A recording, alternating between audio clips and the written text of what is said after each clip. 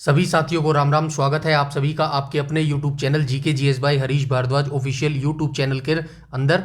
Physics की हमारी जो सीरीज चल रही है उसका जो है आज हम अंतिम चैप्टर यानी कि अंतिम डे यहाँ पर करने वाले हैं। ठीक है, फिजिक्स के अंदर जो है हम टोटल 9 चैप्टर करने वाले हैं और आज हम जो है फिजिक्स का अंतिम चैप्टर यानी कि चैप्टर नंबर 10 करने वाले हैं। और डे की बात करूँ तो आज हमारा ये डे 10 रहने वाला है। ठीक है, 30 डेज के अंदर जो है कंप्लीट साइंस का मैंने जो है टारगेट रखा था और उसी की दिशा में जो है हम लगातार आगे बढ़ते जा रहे हैं। कोई भी अगर आपका डाउट, क्वेरी, सजेशन हो तो आप डेफिनेटली कमेंट सेक्शन में कमेंट करके बता सकते हैं। और टेलीग्राम से जुड़ जाना प्लीज, क्योंकि टेलीग्राम पर बिल्कुल फ्री में इन सभी की पीडीएफ जो है प्रोवाइड करवा दी जाती है मेरे भाई। ठीक है, तो 9 चैप्टर हम कंप्लीट कर चुके हैं। आज हम 10वां चैप्टर यानी कि फिजिक्स को कंप्लीट करने वाले हैं और एक दिन और मुझे चाहिएगा, यानी कि कल का दिन और शायद वीडियो ना पाए। क्यों नहीं आ पाएगी उसका भी मैं रीजन बता देता हूं, क्योंकि अभी हमने जो है फिजिक्स को कंप्लीट किया है। आज हम फिजिक्स को कंप्लीट कर लेंगे और ये कहीं ना थोड़ी सी ईजी टाइप में होती है। ठीक है, इजी इसको बोल सकते हैं। लेकिन इसके बाद जो नेक्स्ट हमारा सब्जेक्ट स्टार्ट होने वाला है केमिस्ट्री,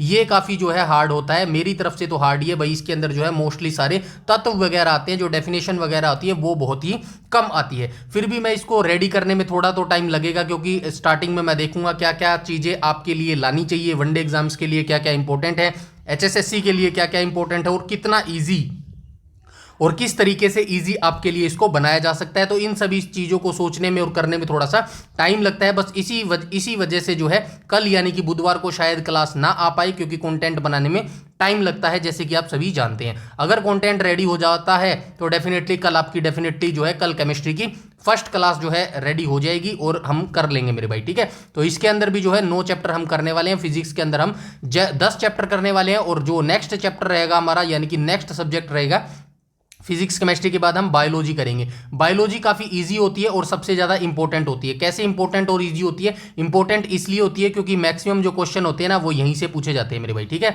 जो मैक्सिमम क्वेश्चन होते हैं ना वो यहीं से बायोलॉजी से पूछे जाते हैं और ये काफ़ी ईजी होती है। ईजी कैसी होती है? क्योंकि इसके अंदर जो है मानव और जो है मनुष्य या फिर जानवरों के बारे में जानना होता है और सारा जो है हमें स्टोरी बेस याद रखना है मेरे भाई। सारी स्टोरी बेस चलेंगी तो ये काफ़ी ईजी है। इन दोनों के कंपेयर तो ये ईजी है ही, तो इसको भी हम जो है जल्दी से निपटा लेंगे मेरे भाई। ठीक है, तो जैसे ही हमारी साइंस कंप्लीट होगी उसके बाद जो है हमारे बिल्कुल छोटे छोटे सब्जेक्ट रह जाएंगे मेरे भाई। ठीक है, क्या क्या रह जाएंगे मैं बार बार बता चुका हूं। हमारी क्या क्या रह जाएगी?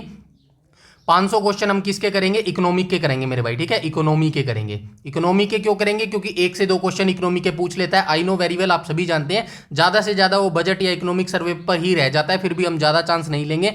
हम इकोनॉमी के 500 क्वेश्चन कर लेंगे। HSSC, Haryana police group D या फिर जिस भी एग्जाम की तैयारी कर रहे हो उसमें जो है वो 500 क्वेश्चन टॉप पास 500 क्वेश्चन रहने वाले मेरे भाई। ठीक है, उसके बाद 500 क्वेश्चन हम किसके करेंगे? 500 क्वेश्चन हम एनवायरमेंट के भी करेंगे मेरे भाई। ठीक है, 500 क्वेश्चन किसके करेंगे? 500 क्वेश्चन एनवायरमेंट के करेंगे।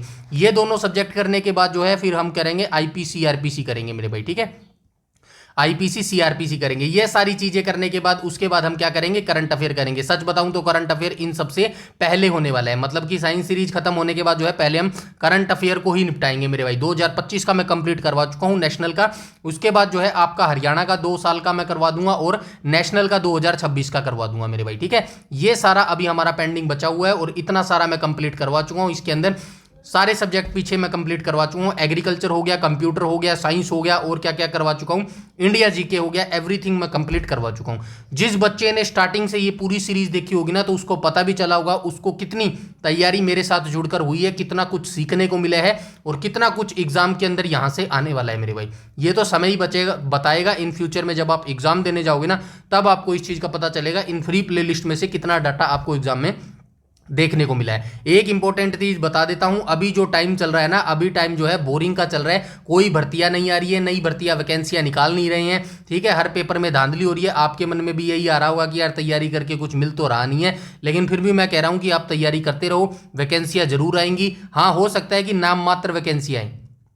ठीक है, नाम मात्र वैकेंसी आए। एचएसएससी के अंदर अभी जो कुछ पोस्ट रह गई है, जैसे कि एएलएम की पोस्ट हो गई, कॉमर्स की पोस्ट हो गई, ऐसे और भी बहुत सारी पोस्ट है जो अभी तक नहीं रिलीज की गई है मेरे भाई। टोटल अभी तक जो है 13-14 हज़ार ही वैकेंसियां निकाली गई है और 10-1 हज़ार आसपास और वैकेंसी आएंगी, जिसमें से ग्रुप डी की वैकेंसी आएगी और टेक्निकल पोस्ट भी मिलाकर। तो मेरे हिसाब से मुझे नहीं लगता कि ज़्यादा वैकेंसियां बम्पर ये निकालेंगे। नाम मात्र वैकेंसी निकालेंगे और नाम मात्र वैकेंसी के लिए कट ऑफ जो है क्या जाएगी? कट ऑफ मेरे भाई हाई जाएगी। ठीक है, तो कट ऑफ हाई जाएगी। तो आपके लिए मैं यही सजेशन देना चाहता हूं, समय रहते अपनी तैयारी कर लो मेरे भाई, आगे क्या पता समय मिले या ना मिले, एचएसएससी एकदम से इन सभी के एग्जाम करवा भी ले। एचएसएससी का ऐसा ही मूड है भाई, एकदम से तो बिल्कुल ढीला छोड़ देती है और एकदम से एग्जाम ले लेती है, क्योंकि उसे पता है बच्चे भाई इसी बीच में फंसते हैं, क्योंकि एकदम से अगर वो टाइम देगी ना तो उसको पता है हरियाणा के बच्चे भाई एकदम से कवर कर लेंगे मेरे भाई, ठीक है। तो वो यही चीज़ों के साथ खेलती है, ना तो वो कभी जो है सिलेबस को फिक्स करती है, ना ही वो एग्जाम कैलेंडर को फिक्स करती है, ना ही वो डेट्स को फिक्स करती है, कुछ भी फिक्स नहीं करती है, सब कुछ मतलब ऐसे रैंडमली चला हुआ है मेरे भाई, ठीक है। तो आप अपनी तैयारी पर विश्वास रखो, अपनी तैयारी करते रहो मेरे भाई, ये सारी चीजें होंगी, आज नहीं तो कल होंगी, लेकिन आप अपनी तैयारी पूरी रखो मेरे भाई उस टाइम तक। आई बात समझ में? तो ये सारी चीजें आपको बतानी जरूरी थी। आज हमारा जो है 10वां अध्याय यहाँ पर फिजिक्स के अंदर होने वाला है, जिसके अंदर हम विविध देखने वाले हैं मेरे भाई, ठीक है। इंग्लिश में इसको मिसलेनियस बोलते हैं। वे क्वेश्चन इसके अंदर हम सारे करने वाले हैं जो पिछले 9 चैप्टर के अंदर हमने नहीं किए। मोस्टली इसके अंदर सारे क्वेश्चन आपको वो मिलेंगे जो खोजकर्ता और ईयर से जो है संबंधित रहेंगे, मतलब कि जो है इलेक्ट्रॉन की खोज किसने की और किस वर्ष जो है इसकी खोज की गई, ये सारे क्वेश्चन हम इस पूरी वीडियो के अंदर 100 MCQ करने वाले हैं। तो इस वीडियो को अंतिम तक जरूर देखना, मोस्ट इंपॉर्टेंट ये वीडियो रहने वाली है मेरे भाई। एक बार आज देख लेना, एक बार बीच में कभी टाइम लगे तब देख लेना, और तीसरी बार इस वीडियो को जो है अपने एग्जाम से पहले जाने से पहले देख लेना। मेरा विश्वास है 1 से 2 क्वेश्चन यहाँ से आपको डेफिनेटली देखने को मिलेंगे, किसी भी वनडे एग्जाम्स को देख लेना मेरे भाई। आई बात समझ में? तो चलिए बिना किसी टाइम वेस्ट के जो है वीडियो को देख लेते हैं, शुरू कर लेते हैं। इसके अलावा कोई भी अगर आपका डाउट, क्वेरी, सजेशन हो तो डेफिनेटली कमेंट सेक्शन में कमेंट करके बता दीजिएगा मेरे भाई, ठीक है। तो चलिए क्वेश्चन नंबर फर्स्ट को देख लेते हैं। इलेक्ट्रॉन की यहाँ पे बात की गई है, इलेक्ट्रॉन की खोज निम्नलिखित में से किस वैज्ञानिक ने की थी? तो आप सभी जानते हैं भाई, इलेक्ट्रॉन, प्रोटॉन, न्यूट्रॉन की यहाँ पे बात की गई है। आंसर तो आपको पता चल ही गया होगा, मैं थोड़ा सा यहाँ पे बता देता हूँ, एक छोटी सी ट्रिक होती है, ठीक है। आपको भी ये ट्रिक पता होगी, ठीक है। चलिए यही बता देता हूँ, कोई बात नहीं, जगह नहीं है तो जगह की बड़ी समस्या है यार यहाँ पे, ठीक है। कोई बात नहीं, यहाँ पे लिख देता हूँ, ठीक है। एक ट्रिक होती है, क्या ट्रिक होती है मेरे भाई? इन इलेक्ट्रॉन, प्रोटॉन और न्यूट्रॉन को याद करने की एक ट्रिक होती है, क्या होती है? ईंट पर नाच मेरे भाई, ठीक है। ईंट पर नाच मेरे भाई, ठीक है। ये एक ट्रिक होता है, आपने भी पढ़ा होगा, आई नो वेरी वेल, बस रिवाइज करवा रहा हूं मेरे भाई, ठीक है। ई से क्या हो जाएगा? ई से इलेक्ट्रॉन हो जाएगा मेरे भाई, ठीक है। इलेक्ट्रॉन हो जाएगा। चलिए हिंदी में लिखती है मार्गोली, इंग्लिश में, हिंदी में लिखते हैं इलेक्ट्रॉन, ठीक है। इलेक्ट्रॉन, इलेक्ट्रॉन की खोज किसने की थी मेरे भाई? टे से क्या हो जाएगा? थॉमसन हो जाएगा, ठीक है। थॉमसन हो जाएगा या थॉमसन, कुछ भी बना लेना मेरे भाई, ठीक है। थॉमसन हो जाएगा। टी से क्या हो जाएगा? थॉमसन हो जाएगा। पर से क्या हो जाएगा? पे से क्या हो जाएगा? प्रोटॉन हो जाएगा मेरे भाई, ठीक है। प्रोटॉन हो जाएगा, प्रोटॉन हो जाएगा। और रे से क्या हो जाएगा? रे से क्या हो जाएगा? रदरफोर्ड हो जाएगा मेरे भाई, ठीक है। वैसे इसकी खोज भाई चलिए कोई नहीं, एक बार के लिए रदरफोर्ड याद रखो आप, रदरफोर्ड। अच्छा, ये किसी को पता है कि जो ये प्रोटॉन है, प्रोटॉन की खोज के लिए मैक्सिमम किसको जाना जाता है, मुख्य तौर पर किसका नाम लिया जाता है? रदरफोर्ड ने तो सिर्फ इसका नामकरण किया था मेरे भाई, ठीक है। चलिए आगे चलते हैं। नाच से, एन से क्या बन जाएगा? एन से बन जाएगा न्यूट्रॉन मेरे भाई, ठीक है। न्यूट्रॉन बन जाएगा, ठीक है। एन से क्या बन जाएगा? न्यूट्रॉन बन जाएगा। और इसकी खोज किसने की थी? चे से बन जाएगा चैडविक मेरे भाई, ठीक है। चैडविक, ये ट्रिक आप याद रखना, इससे जो है चीजें आपकी याद हो जाएंगी मेरे भाई, ठीक है। आई होप यहां तक सारी चीजें जो है क्लियर हो गई होंगी। इसके बाद हम चलते हैं क्वेश्चन नंबर फर्स्ट का आंसर आपको पता चल गया है भाई। इलेक्ट्रॉन की खोज किसने की थी? तो चैडविक ने किसकी खोज की थी? चैडविक ने जो है न्यूट्रॉन की खोज की थी मेरे भाई, ठीक है। न्यूट्रॉन की खोज की थी। गोल्डस्टीन उसका आंसर आ जाएगा, जो अभी मैंने पूछा था ना, मुख्य तौर पर किसका नाम लिया जाता है, तो ये गोल्डस्टीन आएगा, यानी कि जी से आप याद रखना गोल्डस्टीन मेरे भाई, ठीक है। यहां पर लिख देता हूं गोल्डस्टीन। अगर क्वेश्चन में आपसे ये पूछे ना कि भाई ये जो प्रोटॉन है, प्रोटॉन की खोज जो है मुख्य तौर पर किसको जाना जाता है, तो आप याद रखना प्रोटॉन की खोज के लिए मुख्य तौर पर गोल्डस्टीन को जाना जाता है। रदरफोर्ड ने सिर्फ इसका नामकरण किया था मेरे भाई। आई बात समझ में? तो ये गोल्डस्टीन ने किसकी खोज की थी? इसने प्रोटॉन की खोज की थी मेरे भाई। थॉमसन ने किसकी खोज की थी? इलेक्ट्रॉन की खोज की थी मेरे भाई, ठीक है। तो रदरफोर्ड ने इसका नामकरण किया था। ये चारों ऑप्शन आपको याद रखने हैं। तो राइट ऑप्शन क्या हो जाएगा? इलेक्ट्रॉन की खोज किसने की थी? थॉमसन ने की थी। ऑप्शन नंबर सी पर बिल्कुल करेक्ट हो जाएगा, ठीक है मेरे भाई। और इस पे चार्ज भी याद रखना, ये जैसे देखो जैसे लिखा हुआ ना ऋणावेशित कण, इसका क्या मतलब होता है तो ये बता देता हूँ। ऋणावेशित कण थोड़ा सा बता देता हूँ, वैसे हम जो है डायरेक्टली चलेंगे, ज़्यादा मैं आपको यहाँ पे नहीं बताऊंगा, क्योंकि मोस्टली क्वेश्चन यहाँ पे जो है रिपीटेड होने वाले हैं, जो आपने पहले से पढ़े होंगे या फिर पिछले 9 चैप्टर में जो हम करके आए हैं मेरे भाई, ठीक है। तो थोड़ा सा जल्दी जल्दी बता देता हूँ। इलेक्ट्रॉन होता है और एक प्रोटॉन होता है मेरे भाई, ठीक है। इलेक्ट्रॉन पर क्या होता है? ऋणावेशित कण होता है मेरे भाई, ठीक है। ये लिखा हुआ है ना, इलेक्ट्रॉन पर क्या होता है? ऋणावेशित कण। ऋणावेशित आवेशित को हिंदी में क्या बोलते हैं? नेगेटिव चार्ज बोलते हैं इंग्लिश में मेरे भाई, ठीक है। और मैथमेटिकल्स में ऐसे लिखते हैं, और जो है हिंदी में ऐसे ऐसे लिखते हैं, ऋणावेशित, ऋणावेशित, ठीक है। ऋणावेशित कण जो है चार्ज इनके ऊपर होता है। प्रोटॉन की बात करूं तो इसके ऊपर पॉजिटिव चार्ज होता है मेरे भाई, ठीक है। थोड़ा सा जो है थोड़ा सा बता रहा हूं, आई नो आपको पता होंगी ये चीजें, ठीक है। पॉजिटिव चार्ज होता है किसके ऊपर होता है? ये प्रोटॉन के ऊपर होता है, ठीक है। हिंदी में इसको लिखते हैं प्लस के साइन से डिनोट करते हैं, और इसको क्या बोलते हैं मेरे भाई? हिंदी में आप बता देना इसको क्या बोलते हैं मेरे भाई। आई बात समझ में? यहां तक सारी चीजें क्लियर है? आई होप यहां तक सारी चीजें जो है क्लियर हो गई होंगी। नेक्स्ट क्वेश्चन पर चलते हैं मेरे भाई, क्वेश्चन नंबर 2 पर। एक सेकंड, ठीक है, आगे चलते हैं क्वेश्चन नंबर 2 पर। क्वेश्चन नंबर 2 क्या बोला है? न्यूट्रॉन नामक आवेश, एक सेकंड, न्यूट्रॉन नामक आवेश रहित कण की खोज किसने की थी? तो अभी बात करके आए, न्यूट्रॉन की खोज किसने की थी मेरे भाई? चैडविक ने की थी, ठीक है। ऑप्शन नंबर ए करेक्ट हो जाएगा क्वेश्चन नंबर 2 का मेरे भाई, ठीक है। आगे चलते हैं क्वेश्चन नंबर 3 पर, ठीक है। तो ये जरूर याद रखना, 1932 में जो है न्यूट्रॉन की खोज की थी मेरे भाई, ठीक है। किसने की थी? चैडविक ने। ये ईयर जरूर याद रखना, कई बार ईयर पूछ लेता है मेरे भाई, ठीक है। 1932 में जो है ये खोज की थी। और इलेक्ट्रॉन की खोज कब हुई थी? इलेक्ट्रॉन की खोज 1897 में की थी मेरे भाई, जे थॉमसन के द्वारा ये की गई थी मेरे भाई, ठीक है। तो ईयर जरूर याद रखना है। क्यों ईयर जरूर याद रखना है? क्योंकि एग्जामिनर को भी पता है कि बच्चों ने ये रट्टा मार रखा है, इलेक्ट्रॉन, प्रोटॉन और न्यूट्रॉन की खोज किसने की थी। ट्रिक भी रट्टा मार रखी है, ईंट पर नाच। तो अब जो है एग्जामिनर आपको जो है डाउट में डालने के लिए ईयर पूछ सकता है, तो ईयर जरूर याद रखना। 1897 में किसकी खोज हुई थी? 1897 में मेरे भाई इलेक्ट्रॉन की खोज हुई थी। और जेम्स चैडविक ने न्यूट्रॉन की खोज कब की थी? 1932 में की थी मेरे भाई। आई बात समझ में यहां तक? चलिए आगे चलते हैं, आगे चलते हैं क्वेश्चन नंबर 3 को देख लेते हैं मेरे भाई, ठीक है। क्वेश्चन नंबर 3 में क्या बोला गया? वायुमंडलीय दाब मापने के लिए किस यंत्र का उपयोग किया जाता है? तो पहले हम फिजिक्स के पिछले चैप्टर में हम जो है जानकारी लेकर आए हैं। तो वायुमंडलीय दाब को मापने के लिए हम किस यंत्र का उपयोग करते हैं? बैरोमीटर का जो है उपयोग किया जाता है मेरे भाई, ठीक है। आगे चलते हैं, ये भी याद रखना भाई, देखिए वायुमंडलीय दाब मापने के लिए बैरोमीटर का उपयोग किया जाता है, ये आप सभी को पता होगा, लेकिन बहुत कम बच्चों को पता होगा। इसका आविष्कार जो है टोरिसेली ने 1644 में किया था, इसीलिए बोल रहा हूं ये इंपॉर्टेंट बहुत ज्यादा है। अंत तक वीडियो जरूर देखना और सारे क्वेश्चन अच्छे से दिमाग में सेट कर लेना। यहां से 1 से 2 क्वेश्चन डेफिनेटली किसी भी वनडे एग्जाम्स को लेना, वहां पे पूछे गए होंगे मेरे भाई, ठीक है। या फिर आप प्रीवियस क्वेश्चन देख लेना, कोई बुक होगी ना उसके अंदर देख लेना, यहां से कितने क्वेश्चन पूछे गए हैं मेरे भाई, ठीक है। तो याद रखना, वायुमंडलीय दाब मापने वाला यंत्र क्या है? बैरोमीटर है। और इसकी खोज किसने की थी? टोरिसेली ने इसकी खोज की थी 1644 में मेरे भाई, ठीक है। आई बात समझ में? चलिए नेक्स्ट क्वेश्चन चलते हैं, क्वेश्चन नंबर 4 को देख लेते हैं। क्वेश्चन नंबर 4 में बोला गया है एक्स किरणों की अद्भुत खोज किस वैज्ञानिक के द्वारा की गई थी? तो एक्स किरणों की खोज यानी कि एक्स रेज की खोज किसने की थी? तो ये की थी मेरे भाई रोंटजन के द्वारा की गई थी। ऑप्शन नंबर सी यहां पर बिल्कुल करेक्ट हो जाएगा। तो यहां पे देख लेना, डब्ल्यू के रोंटजन ने एक्स किरणों की खोज की थी। चिकित्सा क्षेत्र में टूटी हड्डियों का पता लगाने में इसका उपयोग किया जाता है। तो यह भी याद रखना, एक्स किरणों का उपयोग कहां पर किया जाता है? तो चिकित्सा के क्षेत्र में इसका उपयोग किया जाता है, जहां पर टूटी हड्डियों का पता लगाया जाता है मेरे भाई, ठीक है। तो विल्हेम रोंटजन के द्वारा जो है एक्स किरणों की खोज की थी मेरे भाई, ठीक है। आगे चलते हैं, क्वेश्चन नंबर 5 को देख लेते हैं। क्वेश्चन नंबर 5 में बोला गया गति के 3 प्रसिद्ध नियम, लॉ ऑफ मोशन, गुरुत्वाकर्षण का नियम किसने दिया था? तो आप सभी जानते हैं गति के 3 प्रसिद्ध नियम हम जो है देख के आए हैं, जो हमने देखा था ना, क्रिया प्रतिक्रिया नियम वाला, क्रिया प्रतिक्रिया नियम तीसरा नियम था। पहला नियम कौन सा था? जड़त्व का सिद्धांत था। तो ये सारे नियम हम पहले देख के आए हैं। तो ये किसके द्वारा दिया गया था मेरे भाई? तो ये दिया गया था आइजैक न्यूटन के द्वारा दिया गया था। ऑप्शन नंबर बी यहां पर बिल्कुल करेक्ट हो जाएगा मेरे भाई, ठीक है। तो सर आइजैक न्यूटन ने गुरुत्वाकर्षण और गति के 3 बुनियादी नियमों का जो है प्रतिपादन किया था मेरे भाई, ठीक है। आगे आ जाएंगे, क्वेश्चन नंबर 6 को देख लेते हैं।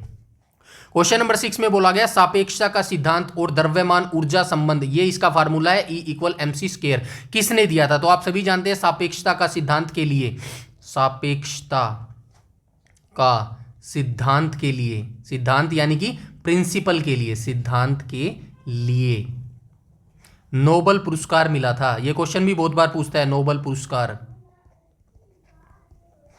मिला था, किसको मिला था मेरे भाई? तो ये मिला था आइजैक न्यूटन को मिला था मेरे भाई, ठीक है। तो राइट ऑप्शन क्या हो जाएगा? ऑप्शन नंबर, अच्छा ये आइंस्टाइन को मिला था, न्यूटन बोल दिया कि मैंने, कोई नहीं, ठीक है। तो ये राइट ऑप्शन, अच्छा ये ठीक है ना, अल्बर्ट आइंस्टाइन ही होगा। ठीक है, आइंस्टाइन ही होगा मेरे भाई वो, ठीक है, ऊपर वाला क्वेश्चन याद आ गया, आइंस्टीन हो जाएगा मेरे भाई, ठीक है। तो ये आइंस्टीन इसका राइट ऑप्शन हो जाएगा, ऑप्शन नंबर ए यहाँ पर बिल्कुल करेक्ट हो जाएगा मेरे भाई, ठीक है। तो एल्बर्ट आइंस्टीन ने सापेक्षता का सिद्धांत दिया था, इन्हें प्रकाश विद्युत प्रभाव की खोज के लिए नोबेल पुरस्कार भी मिला था मेरे भाई, ठीक है। तो ये चीज याद रखनी है आपको। डायरेक्ट पूछता है, बताइए एल्बर्ट आइंस्टीन को किसके लिए जो है किसकी खोज के लिए जो है उनको नोबेल पुरस्कार मिला था, तो आपको बताना है सापेक्षता का सिद्धांत के लिए जो है एल्बर्ट आइंस्टीन को जो है नोबेल पुरस्कार दिया गया था मेरे भाई, ठीक है। आगे चलते हैं, क्वेश्चन नंबर 7 को देख लेते हैं। क्वेश्चन नंबर 7 में बोला गया टेलीफोन का आविष्कार 1876 में किसने किया था, तो ईयर आपको जरूर याद रखना है, आपको पता होना चाहिए टेलीफोन का आविष्कार जो है कब किया गया था। तो 1876 में टेलीफोन का आविष्कार किया गया था, और किसने आविष्कार किया था, तो ग्राहम बेल ने किया था, ऑप्शन नंबर सी यहां पर बिल्कुल करेक्ट हो जाएगा मेरे भाई, ठीक है। तो अलेक्जेंडर ग्राहम बेल ने किसका आविष्कार किया था, तो ये किया था मेरे भाई, टेलीफोन का आविष्कार किया था मेरे भाई, ठीक है। टेलीफोन का आविष्कार किया था, और कब किया था, 1876 में जो है इसका आविष्कार किया गया था। नेक्स्ट क्वेश्चन पर चलते हैं मेरे भाई, क्वेश्चन नंबर 8 को देख लेते हैं। क्वेश्चन नंबर 8 बोला गया टेलीविजन का आविष्कार करने वाले वैज्ञानिक कौन थे, तो टीवी जो हम देखते हैं ना, रंगीन कलरफुल टीवी, तो आजकल तो वैसे एलईडी वगैरह आ गई हैं, तो इनका आविष्कार जो है सर्वप्रथम किसके द्वारा किया गया था, JL बेयर्ड के द्वारा किया गया था मेरे भाई, ठीक है। ऑप्शन नंबर 8 जो है इसका बिल्कुल करेक्ट हो जाएगा मेरे भाई, ठीक है। तो यहां पे याद रखा, JL बेयर्ड ने 1926 में पहले यांत्रिक टेलीविजन का जो है आविष्कार किया था। हमेशा से बोल रहा हूं, ये वीडियो जरूर इंपॉर्टेंट है, क्योंकि इसमें ईयर वगैरह भी सब कुछ दिए हैं मैंने, ठीक है, याद रखना। इसीलिए जो है ये कल वीडियो नहीं आ पाई थी, क्योंकि कंटेंट बनाने में थोड़ा टाइम लगता है। तो याद रखना, टेलीविजन का जो आविष्कार है वो कब किया गया था, 1926 में किया था। किसने किया था, JL बेयर्ड ने किया था मेरे भाई, ठीक है। आगे चलते हैं, क्वेश्चन नंबर 9 को देख लेते हैं। क्वेश्चन नंबर 9 में बोला गया रेडियो और बेतार टेलीग्राफी, वायरलेस टेलीग्राफी का आविष्कार किसने किया था, तो आप सभी जानते हैं, जी मार्कोनी के द्वारा जो है रेडियो और बेतार टेलीग्राफी यानी कि बिना तार वाला टेलीग्राफी का जो है आविष्कार जे मार्कोनी के द्वारा मेरे भाई किया गया था मेरे भाई, ठीक है। तो यहां से देख लेना, जी मार्कोनी ने बेतार संदेश और रेडियो का आविष्कार किया था, जिसे लंबी दूरी का संचार कम्युनिकेशन जो है संभव हो पाया मेरे भाई। आगे चलते हैं, क्वेश्चन नंबर 10 को देख लेते हैं। क्वेश्चन नंबर 10 में बोला गया है मृत्यु का सौदागर मेरे भाई, ठीक है, इनको बोला जाता था मृत्यु का सौदागर, और ये कौन थे मेरे भाई, इनका नाम था अल्फ्रेड नोबल।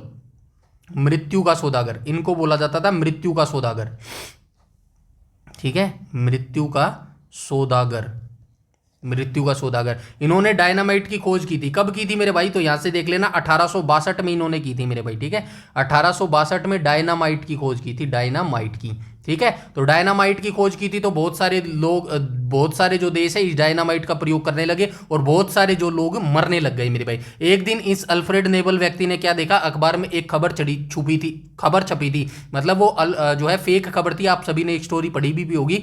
अखबार में क्या लिखा था, मृत्यु के सौदागर की मृत्यु मेरे भाई। जब अल्फ्रेड नोबल ने ये देखा ना, ये खबर देखी कि मुझे मृत्यु का सौदागर बुलाया जा रहा है, तो इस न्यूज से जो है वो काफी हतोत्साहित हो गए थे, काफी बुरा मान गए थे मेरे भाई, ठीक है, दुख में वो चले गए थे।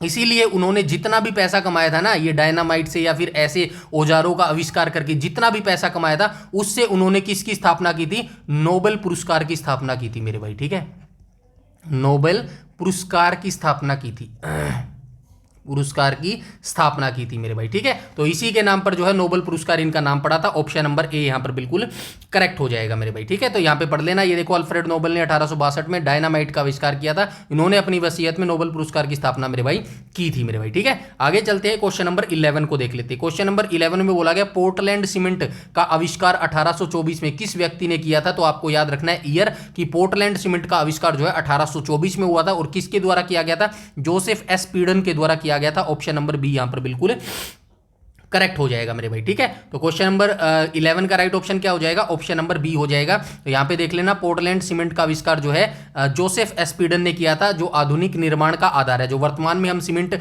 यूज कर रहे हैं ना, इसका जो बेस मानोगे ना, तो ये पोर्टलैंड सीमेंट ही इसका बेस है, जिसका आविष्कार जो है जोसेफ एस पीडन के द्वारा मेरे भाई किया गया था, ठीक है। आगे चलते हैं, क्वेश्चन नंबर 12 को देख लेते हैं। क्वेश्चन नंबर 12 बोला गया है फाउंटेन पेन का आविष्कार 1884 में किसके द्वारा किया गया था? तो किसके द्वारा किया गया था? ये वाटरमैन के द्वारा किया गया था मेरे भाई, ठीक है। ऑप्शन नंबर जो है ए यहां पर बिल्कुल करेक्ट हो जाएगा। लेविस वाटरमैन के द्वारा जो है 1884 में, ये ईयर जरूर याद रखना प्लीज, मैं बार बार बोल रहा हूं क्योंकि ईयर के साथ ही वो अगली बार आपके साथ खेलने वाला है मेरे भाई, ठीक है। तो 1884 में जो है फाउंटेन पेन का आविष्कार जो है किसने किया था? लेविस वाटरमैन के द्वारा किया गया था। लेविस वाटरमैन ने फाउंटेन पेन का पेटेंट करवाया था। यह केशिकत्व के सिद्धांत पर कार्य करता है मेरे भाई, ठीक है। ये भी आप याद रखना, ये जो पेन होता है ना, पेन जिससे हम लिखते हैं, तो ये किस सिद्धांत पर कार्य करता है? ये केशिकत्व सिद्धांत पर कार्य करता है। केशिकत्व जो सिद्धांत हम पहले देख के आए हैं, हमने देखा था ना, दिया जो होता है हमारे मंदिरों में हम दिया लगाते हैं, उसमें जो बात होती है तो तेल जो ऊपर चढ़ता है ना बात के ऊपर, वो किस सिद्धांत पर कार्य करता है? वो भी केशिकत्व सिद्धांत पर ही काम करता है मेरे भाई, ठीक है। आगे चलते हैं, क्वेश्चन नंबर 13 को देख लेते हैं।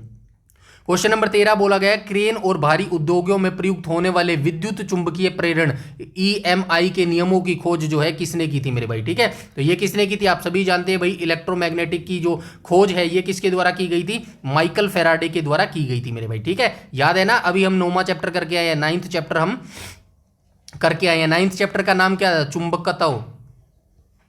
कैसे लिखेंगे चुंबकत्व को? चुंबकत्व नाम था, यानी कि इंग्लिश में इसको क्या बोलते हैं? मैग्नेटिज्म बोलते हैं मेरे भाई, ठीक है। मैग्नेटिज्म हम बोलते हैं। एक चीज मैंने आपको बताई थी, रट्टा मार लेना, बेसिक चीज है ये अपने दिमाग में, किसी को समझाने या बताने की जरूरत नहीं है, बस आपको ये पता होना चाहिए, जहां पर करंट होगा वहां पर क्या होगा? वहां पर चुंबक होगा, सीधी सी बात है। आई बात समझ? जहां पर चुंबक होगा वहां पर करंट होगा, सीधी सी बात है, सिंपल सी बात है। यानी कि ये मानना, जहां पर करंट नहीं है वहां पर चुंबक भी नहीं है, या फिर जहां पर चुंबक नहीं है वहां पर करंट भी नहीं है। ये बेसिक सी चीज होगी। मैंने एक चीज आपको बताई थी, एक खाली पाइप ली थी मेरे भाई, ठीक है। एक सेकंड, खाली पाइप ली थी मेरे भाई, ठीक है। इसके ऊपर जो है तांबे की तार को लपेट दिया था स्प्रिंग के फॉर्म में मेरे भाई, ठीक है। क्या लपेट दिया था? स्प्रिंग के फॉर्म में जो है ये तार को लपेट दिया था। आपने पिछली वीडियो देखी होगी तो आपको पता होगा। इसके अंदर से जब करंट को गुजारा गया, ठीक है, इसके अंदर से जब करंट को गुजारा गया तो यहां पर बहुत सारे लोहे के टुकड़े पड़े थे, लोहे के टुकड़े मेरे भाई, ठीक है, लोहे के टुकड़े। जब इस नली को इसके पास लाया गया ना, तो ये सारे ये सारे लोहे के टुकड़े जो है इससे आकर चिपक गए मेरे भाई, ठीक है। क्या हो गए? इससे आकर चिपक गए। तो ये चीज जब माइकल फेराडे ने नोटिस की ना, तो माइकल फेराडे ने देखा कि करंट से जब चुंबक बनाया जा सकता है तो चुंबक से करंट क्यों नहीं बनाया जा सकता। बस यहीं से जो है हमारी बिजली की शुरुआत हुई थी। बिजली का जो है क्या कह सकते हैं आप, बिजली की जो है शुरुआत हुई थी, बिजली का जो है आविष्कार हुआ था मेरे भाई, ठीक है। ये चीज आपने पहले पढ़ी भी होगी मेरे भाई, ठीक है। तो क्वेश्चन नंबर 13 का राइट ऑप्शन क्या हो जाएगा? ऑप्शन नंबर बी यहां पर बिल्कुल करेक्ट हो जाएगा। नेक्स्ट क्वेश्चन पर चलते हैं, क्वेश्चन नंबर 14 को देख लेते हैं। क्वेश्चन नंबर 14 बोल रहा है, वाष्प इंजन का आविष्कार किसने किया था जिससे औद्योगिक क्रांति को गति मिली थी? तो आप सभी जानते हैं वाष्प इंजन का आविष्कार जो है जेम्स वाट के द्वारा किया गया था। ऑप्शन नंबर बी यहां पर बिल्कुल करेक्ट हो जाएगा मेरे भाई। जेम्स वाट ने 1769 में आधुनिक स्टीम इंजन का आविष्कार किया था। न्यूकॉम ने इससे पहले पिस्टन इंजन बनाया था। अब ये 2 लाइन लिखी गई है, इसका क्या मतलब है मेरे भाई? तो इसका मतलब ये है, सर्वप्रथम जो बेस आप बोल सकते हो ना, सर्वप्रथम, प्रथम, ठीक है, सर्वप्रथम यानी कि बेस जिसको बोल सकते हैं, वो किसने बनाया था? वो न्यूकोमेन ने बनाया था, ठीक है, न्यूकोमेन ने बनाया था। इसी का मॉडल को बेस बनाकर जो है आगे का काम किसने किया था? जेम्स वॉट ने जो है 1769 में आधुनिक स्टीम इंजन का आविष्कार किया था मेरे भाई। इसीलिए याद रखना आपको, आधुनिक स्टीम इंजन की बात करेगा तो आप जेम्स वॉट ऑप्शन देख के आप लगा लेना मेरे भाई, ठीक है। दोनों ऑप्शन आपको नहीं देगा मेरे हिसाब से, ठीक है। वैसे तो यहाँ पे दिए गए हैं लेकिन नाम भी दिया गया है, यहाँ पे देखो आधुनिक स्टीम इंजन मेरे भाई, क्वेश्चन में लिखा होगा, देखो औद्योगिक क्रांति को मिली, तो औद्योगिक क्रांति यहां पे दिखा गया है ना। तो औद्योगिक क्रांति से ये क्या पूछने की कोशिश कर रहा है? औद्योगिक क्रांति से आधुनिक समय की ये बात कर रहा है मेरे भाई। इससे पहले की बात करेगा तो न्यूकोमेन का नाम आपको याद रखना पड़ेगा। ये पूरी लाइन इंपॉर्टेंट है, याद रखना, ठीक है। आगे चलते हैं, क्वेश्चन नंबर 15 को देख लेते हैं। क्वेश्चन नंबर 15 बोल रहा है, परमाणु बम या नाभिकीय विखंडन की खोज के लिए किसे जाना जाता है? तो आप सभी जानते हैं, एक होता है विखंडन, ठीक है, विखंडन, और एक होता है संलयन मेरे भाई, ठीक है, एक होता है संलयन मेरे भाई, ठीक है। तो यहां से क्वेश्चन पूछता है कि भाई क्या पूछता है? परमाणु बम, ठीक है, परमाणु बम मेरे भाई, ठीक है। तो ये पूछता है परमाणु बम जो है किस सिद्धांत पर काम करता है। डायरेक्ट आपको बताना पड़ता है विखंडन सिद्धांत पर जो है परमाणु बम काम करता है। और संलयन सिद्धांत पर कौन काम करता है? तो संलयन सिद्धांत पर मेरे भाई सूर्य काम करता है मेरे भाई, ठीक है, सूर्य काम करता है। यानी कि विखंडन का मतलब क्या है? एक बड़ा जो कण होता है ना, वो छोटे छोटे 2 टुकड़ों में टूट जाता है। विखंडन का मतलब ये होता है। और संलयन का मतलब यानी कि संलयन का मतलब जुड़ जाना। यहां पर जो छोटे छोटे कण है वो जुड़कर जो है एक बड़ा कण बन जाता है मेरे भाई, ठीक है। आई होप यहां तक सारी चीजें क्लियर होंगे। सूर्य, अच्छा एक चीज और आता है यहां पे, सूर्य और हाइड्रोजन बम, हाइड्रोजन बम, ये दोनों बहुत बार पूछे जाते हैं। हाइड्रोजन बम, तो हाइड्रोजन बम है ना, ये भी किस सिद्धांत पर काम करता है, संलयन सिद्धांत पर जो है काम करता है। तो राइट ऑप्शन क्या हो जाएगा, 15 का राइट ऑप्शन जो है ऑप्शन नंबर ए हो जाएगा। ऑटो हान के द्वारा जो है इसका निर्माण किया गया था मेरे भाई, ठीक है। तो याद रखना, परमाणु बम या फिर नाभिकीय विखंडन की खोज जो है किसके द्वारा की गई थी, ओटो हान के द्वारा जो है ये की गई थी मेरे भाई, ठीक है। तो यहां से आप देख लेना, ओटो हान ने परमाणु विखंडन की खोज की थी जिससे परमाणु बम का निर्माण संभव हुआ। इन्होंने 1944 में नोबेल पुरस्कार मिला था मेरे भाई, ठीक है। तो ये चीज भी याद रखना, ओटो हान को परमाणु बम की खोज के लिए 1944 में जो है नोबेल पुरस्कार से नवाजा गया था मेरे भाई। आई बात समझ में। आगे चलते हैं, क्वेश्चन नंबर 16 को देख लेते हैं। क्वेश्चन नंबर 16 क्या बोल रहा है, हाइड्रोजन बम का जनक किस वैज्ञानिक को माना जाता है। तो अभी हम बात करके आए हैं हाइड्रोजन बम जो है किस सिद्धांत पर काम करता है, संलयन सिद्धांत पर जो है ये काम करता है। और ये जो हाइड्रोजन बम है इसका निर्माण किसने किया था, तो आप सभी जानते हैं एडवर्ड टेलर के द्वारा जो है इसका निर्माण किया गया था मेरे भाई, ठीक है। यहां पे लिखा भी होगा, ये देखो, डॉक्टर एडवर्ड टेलर को हाइड्रोजन बम का जनक कहा जाता है। यह नाभिकीय संलयन पर आधारित होता है मेरे भाई, ठीक है, न्यूक्लियर फ्यूजन, ठीक है। तो ये चीज आपको पता होगी। आगे चलते हैं मेरे भाई, क्वेश्चन नंबर 17 को देख लेते हैं। क्वेश्चन नंबर 17 बोल रहा है, भारत में परमाणु ऊर्जा या परमाणु शक्ति का जनक किस महान वैज्ञानिक को माना जाता है। दो चीज आपको याद रखना है भारत के कॉन्टेक्स्ट में मेरे भाई, ठीक है।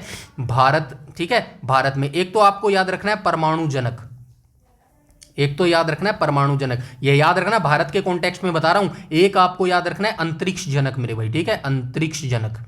ये दोनों क्वेश्चन फेवरेट हैं एग्जामिनर के, बहुत बार पूछता है। तो जब भी आपको पूछे भाई भारत का परमाणु जनक किसको बोला जाता है, तो आप बताएंगे मेरे भाई डॉक्टर होमी जहांगीर भाभा को बोला जाता है, ठीक है, भाभा को बोला जाता है। लेकिन अगर आपसे पूछ ले अंतरिक्ष जनक किसको बोला जाता है, तो आप क्या बताएंगे, तो आप बताएंगे डॉक्टर विक्रम साराभाई को बताएंगे मेरे भाई, ठीक है, विक्रम साराभाई को बताएंगे, ठीक है, विक्रम साराभाई को बताएंगे। इन्होंने ही जो है इसरो की स्थापना की थी। और कब की थी, 1869 में की थी मेरे भाई, ठीक है। ये चीज आप याद रखना, इसरो की स्थापना कब हुई थी, 1869 में जो है, सॉरी 1869 बोल दिया क्या, 1969 में हुई थी मेरे भाई, सॉरी, ठीक है, 1969 में जो है इसरो की स्थापना होगी थी मेरे भाई, ठीक है। आई होप यहां तक सारी चीजें जो है क्लियर हो गई होगी। इसके बाद हम चलते हैं नेक्स्ट क्वेश्चन पे मेरे भाई, ठीक है।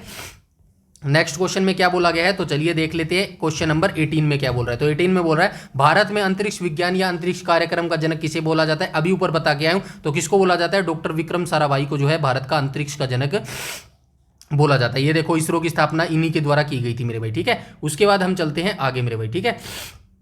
क्वेश्चन नंबर 19 को देख लेते हैं। क्वेश्चन नंबर 19 में जाने से पहले एक सेकंड मेरे भाई, फोन आ रहा है। चलिए आगे चलते हैं, क्वेश्चन नंबर 19 को देख लेते हैं। भारत के 11वें राष्ट्रपति और मिसाइल मैन के नाम से विख्यात वैज्ञानिक कौन है। तो मिसाइल मैन के नाम से आपको पता चल गया, वो राइट आंसर क्या है। बस ये जो 11वें राष्ट्रपति है ना, इसको जरूर याद रखना। जो हमारे एपीजे अब्दुल कलाम थे ना, जिनको मिसाइल मैन कहा जाता है, ये भारत के 11वें राष्ट्रपति थे। ये जरूर याद रखना, क्योंकि इंडिया जीके के अंदर जो है ये क्वेश्चन ऐसे ही पूछते हैं, बताइए भारत के 11वें राष्ट्रपति जो है कौन थे मेरे भाई, ठीक है। तो याद रखना है, डॉक्टर एपीजे अब्दुल कलाम जो है भारत के 11वें राष्ट्रपति थे, और इन्हीं को जो है मिसाइल मैन कहा जाता है। और इनका पूरा नाम क्या था, आई होप आपको पता होगा, अवुल पकीरी जैनुलाब्दीन अब्दुल कलाम इनका जो है पूरा नाम होता था। मल्टी टैलेंटेड पर्सन ये होते थे, इनको सब कुछ आता था। इनको विज्ञान आता था, साइंस आता था, इनको पोइट्री आती थी, एवरीथिंग इनको जो है आता था मेरे भाई, ठीक है। बहुत ही ग्रेट साइंटिस्ट थे, और बहुत ही ग्रेट जो है इंसान थे, और बहुत ही ग्रेट इनकी जर्नी भी थी मेरे भाई। कभी इनके बारे में पढ़ना, मोटिवेशनल अपने आप मिल जाएगा, कहीं से आपको पढ़ने की जरूरत मोटिवेशन के लिए नहीं पड़ेगी मेरे भाई, ठीक है। इनकी लाइफ जर्नी को कभी पढ़ना मेरे भाई, ठीक है। आगे चलते हैं, क्वेश्चन नंबर 20 को देख लेते हैं। क्वेश्चन नंबर 20 क्या कह रहा है, तो क्वेश्चन नंबर 20 बोल रहा है, पौधों में चेतना और जीवन की खोज करने वाले तथा कैस्कोग्राफ यंत्र का आविष्कार करने वाले भारतीय वैज्ञानिक कौन थे। तो एक क्वेश्चन आपसे बहुत बार पूछा जाता है वनडे एग्जाम से। क्या पूछा जाता है, पौधों की ऊंचाई मापने वाले यंत्र को क्या कहते हैं। ये क्वेश्चन पूछा जाता है ना, तो राइट आंसर जो है इसका क्वेश्चन में ही है मेरे भाई, ठीक है। क्या बोला जाता है, कैस्कोग्राफ इसको बोला जाता है मेरे भाई, ठीक है।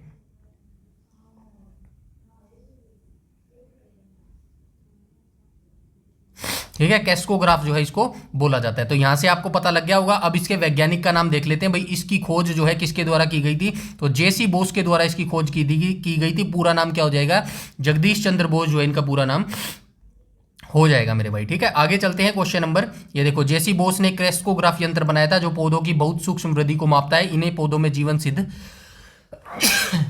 किया था, सॉरी। आगे चलते हैं, क्वेश्चन नंबर 21 को देख लेते हैं। क्वेश्चन नंबर 21 कह रहा है विज्ञान के क्षेत्र में 2 बार अलग अलग विषयों भौतिक और रसायन, 1 सेकेंड।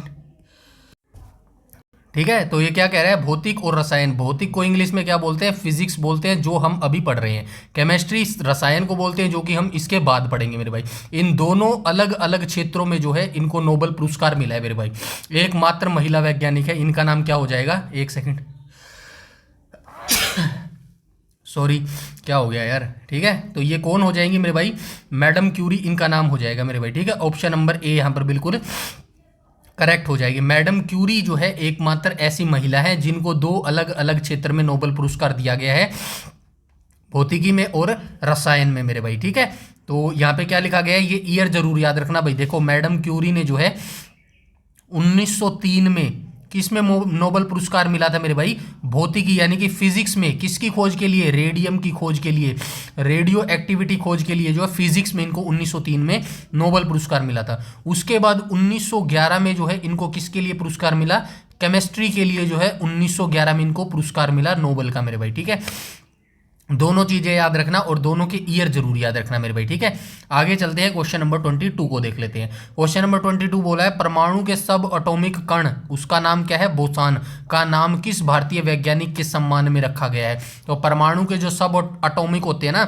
उसके छोटे छोटे कण होते हैं, उसका एक कण का नाम है बोसान मेरे भाई। ठीक है, वो जो बोसान नाम रखा गया है ना, वो किस भारतीय वैज्ञानिक के नाम पर रखा गया है, तो वो SN बोस के नाम पर रखा गया है, यानी कि सत्येंद्र नाथ बोस के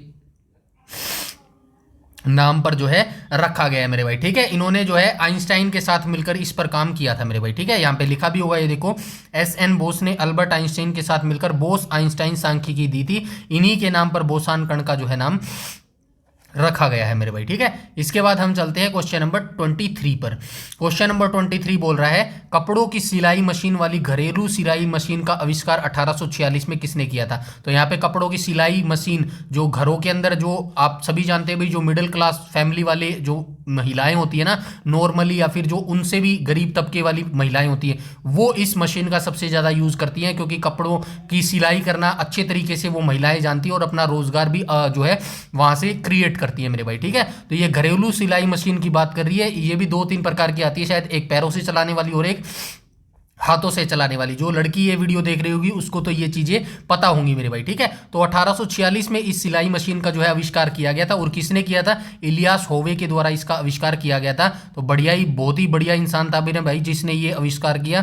ठीक है, इस आविष्कार से जो है ये मशीन जो है संभव हो पाई। विदेशों का तो मुझे पता नहीं, लेकिन भारत में जो है काफी महिलाएं जो है इससे अपना रोजगार चलाती है मेरे भाई। ठीक है, तो इलियास होवे के द्वारा जो है इसका निर्माण किया गया था मेरे भाई। ठीक है, उसके बाद हम चलते हैं आगे मेरे भाई। ठीक है, क्वेश्चन नंबर 24 को देख लेते हैं। क्वेश्चन नंबर 24 में बोला गया है प्रकाश के प्रकीर्णन यानी कि स्कैटरिंग ऑफ लाइट से संबंधित रमन प्रभाव की खोज के लिए CV रमन को किस वर्ष नोबेल पुरस्कार मिला था। तो पहले क्वेश्चन अपोजिट भी इसका दे सकता है, इसको उल्टा करके जो है क्वेश्चन दे सकता है कि रमन प्रभाव की खोज जो है किसने की थी। तो आपको याद रखना है CV रमन ने जो है रमन प्रभाव की खोज की थी। तो इनको जो है रमन प्रभाव के लिए 1930 में जो है ये नोबेल पुरस्कार मिला था। 1930 जो है इसका राइट ऑप्शन हो जाएगा मेरे भाई। ठीक है, इसके बाद हम चलते हैं आगे क्वेश्चन नंबर, अच्छा ये इंपॉर्टेंट है भाई, यहां से याद रखना, CV रमन को जो है 1930 में भौतिकी का फिजिक्स का जो है नोबेल पुरस्कार दिया गया था। इससे अगली इंपॉर्टेंट लाइन है, भारत में इनके सम्मान में 28 फरवरी को राष्ट्रीय विज्ञान दिवस मनाया जाता है। तो अभी तक जो है एग्जामिनर क्वेश्चन मोस्टली ये बहुत बार पूछा जाता है,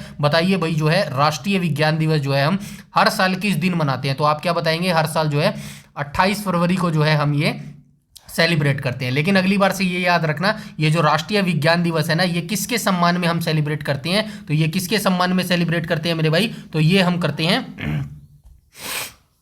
किसके सेलिब्रेट में, किसके सम्मान में जो है ये हम सेलिब्रेट करते हैं मेरे भाई। तो ये CV रमन के बारे में करते हैं मेरे भाई। ठीक है, तो ये भी आप याद रखना मेरे भाई, CV रमन यहाँ पे आ जाएगा मेरे भाई। ठीक है, CV रमन आ जाएगा मेरे भाई। ठीक है, CV रमन। आई बात समझ में। चलिए आगे चलते हैं, क्वेश्चन नंबर 25 को देख लेते हैं। क्वेश्चन नंबर 25 बोल रहा है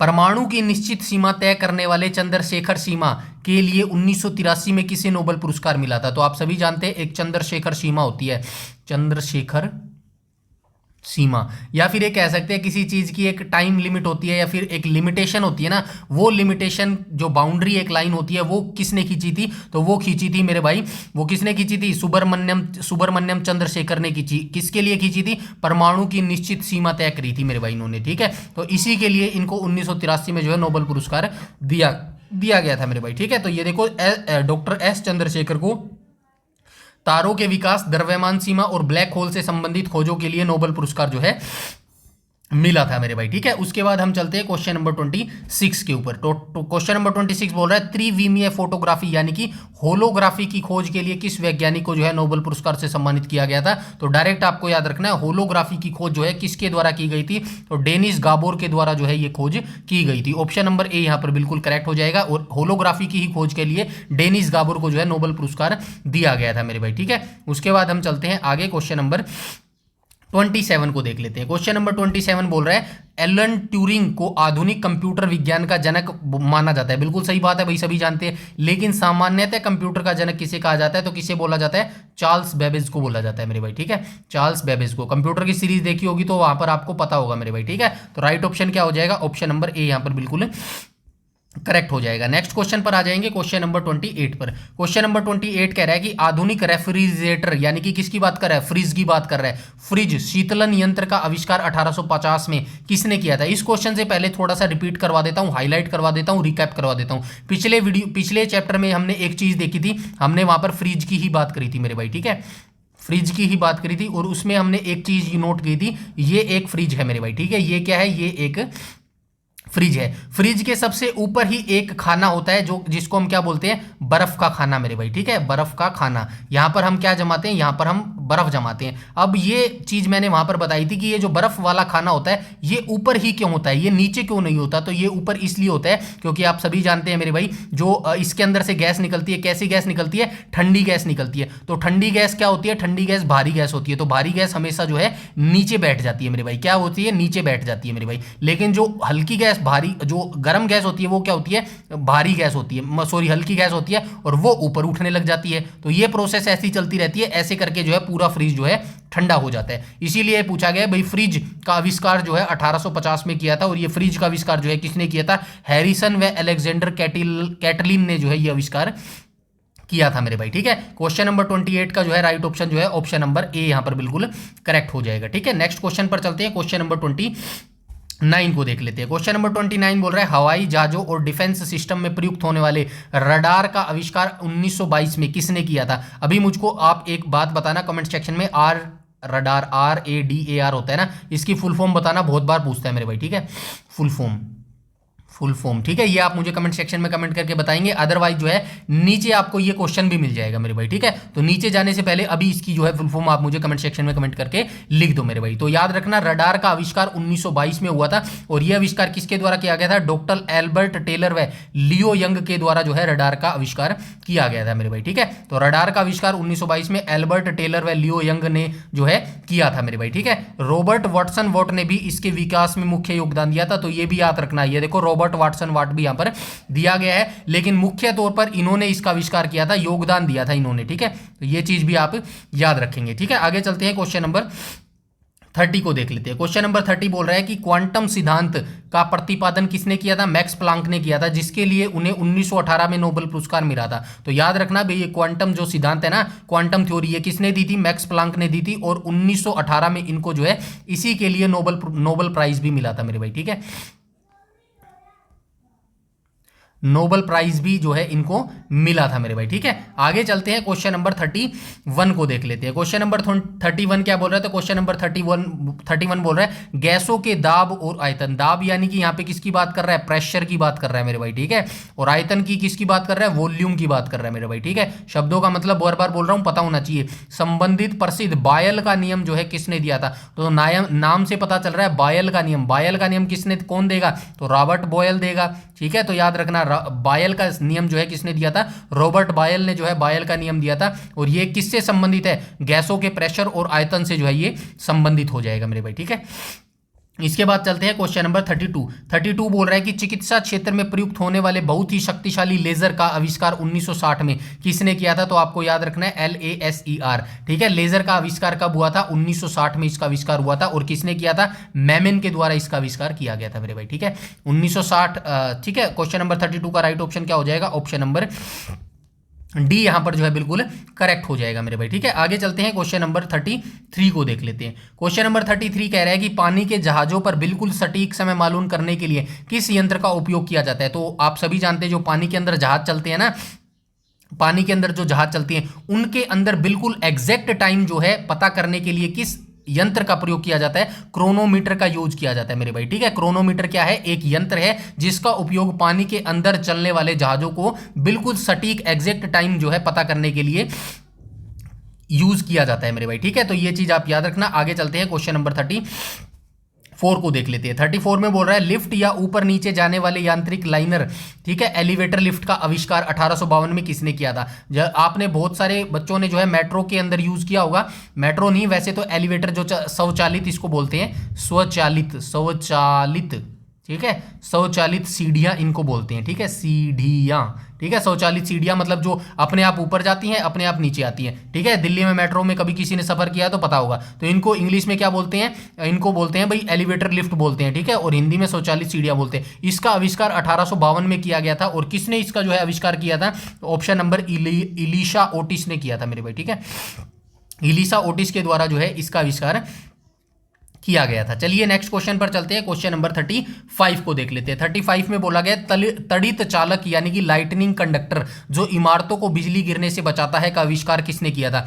समझ रहे हो लाइटनिंग कंडक्टर क्या होता है? हमारा जो है फॉर एग्जाम्पल ये हमारा घर है मेरे भाई, ठीक है, ठीक है। घर कैसे बनाते थे? एक घर बनाते थे ना, झोपड़ी कैसे बनाता था? मैं बचपन में ऐसे बनाता था झोपड़ी। देखो आप भी बनाते थे क्या? बताना कमेंट सेक्शन में, ठीक है। ये ऐसे ऐसे मैं झोपड़ी बना देता था क्योंकि ड्राइंग मेरी अच्छी नहीं होती थी मेरे भाई, ठीक है। मैं समझता था कि मेरे जैसा कोई जो है पाब्लो पिकासो नहीं है मेरे भाई, ठीक है। तो ऐसे ऐसे मैं ईंट बना देता था, ठीक है। थोड़ा सा ले लेते हैं मजे, थोड़ी सी हम भी ले लेते हैं मजे, ठीक है। ऐसे ऐसे ईंट बना देता था और मेरे को लगता था मेरे जैसा पाब्लो पिकासो कोई है ही नहीं मेरे भाई। ये दरवाजे भी बना देता था, देखो दरवाजा, जानो की मानो की कोई चोरी नहीं घुसेगा इसके अंदर। चलिए बात करते हैं, हम हमारे मुद्दे पे आते हैं, क्वेश्चन पे आते हैं।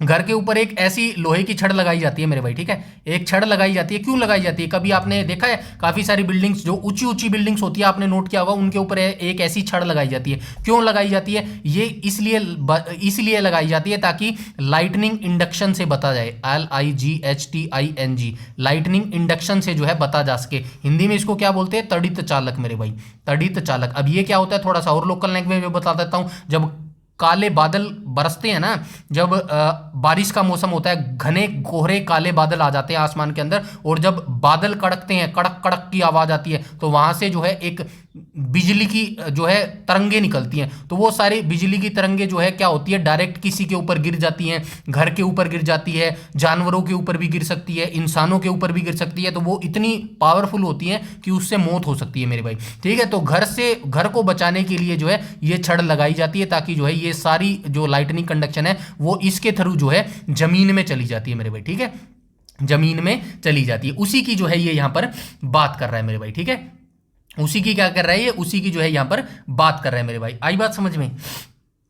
तो चलिए हम आ जाते हैं आगे, 1 सेकेंड। तो इसका राइट ऑप्शन क्या हो जाएगा? ऑप्शन नंबर बी हो जाएगा। तो इसकी खोज जो है बेंजामिन फ्रैंकलिन के द्वारा जो है की गई थी मेरे भाई, ठीक है। आगे चलते हैं, क्वेश्चन नंबर 36 को देख लेते हैं। 36 बोल रहा है कि परमाणु के भीतर स्थित धनावेशित भाग यानी कि नाभिक न्यूक्लियस की खोज और परमाणु संरचना का मॉडल किसने दिया था? तो किसने दिया था मेरे भाई? रदरफोर्ड और नील बोर्ड्स आ जाएगा। ऑप्शन नंबर बी यहां पर जो है बिल्कुल करेक्ट हो जाएगा मेरे भाई, ठीक है। तो यहां से आप देख लेना, लिखा होगा रदरफोर्ड ने अल्फा कण प्रकीर्णन प्रयोग से नाभिक की खोज की थी और नील्स बोर्स ने क्वांटम मॉडल देकर जो है परमाणु संरचना जो है समझाई थी मेरे भाई, ठीक है। क्वेश्चन नंबर 36 का right option option number B हो जाएगा। चलिए आगे चलते हैं, क्वेश्चन नंबर 37 को देख लेते हैं। क्वेश्चन नंबर 37 कह रहा है थ्योरी के अनुसार एक एंगस्ट्रोम का मान कितने मीटर के बराबर होता है, जो तरंग दैर्ध्य मापने की इकाई है मेरे भाई, ठीक है। तो एक एंगस्ट्रोम का मान जो है कितने मीटर के बराबर होता है? तो ये होता है मेरे भाई 10 की -10 होता है मेरे भाई, ठीक है। ऑप्शन नंबर ए यहाँ पर बिल्कुल करेक्ट हो जाएगा। यहाँ पे कुछ और एग्जांपल्स लिखे गए हैं, जैसे कि 10 की 15 और जो है 100 मीटर को छोड़ दो, ये कुछ नहीं होता। तो 100 जो ये 115 होता है ना, इसको क्या बोलते हैं, फेम्टो बोलते हैं मेरे भाई, ठीक है।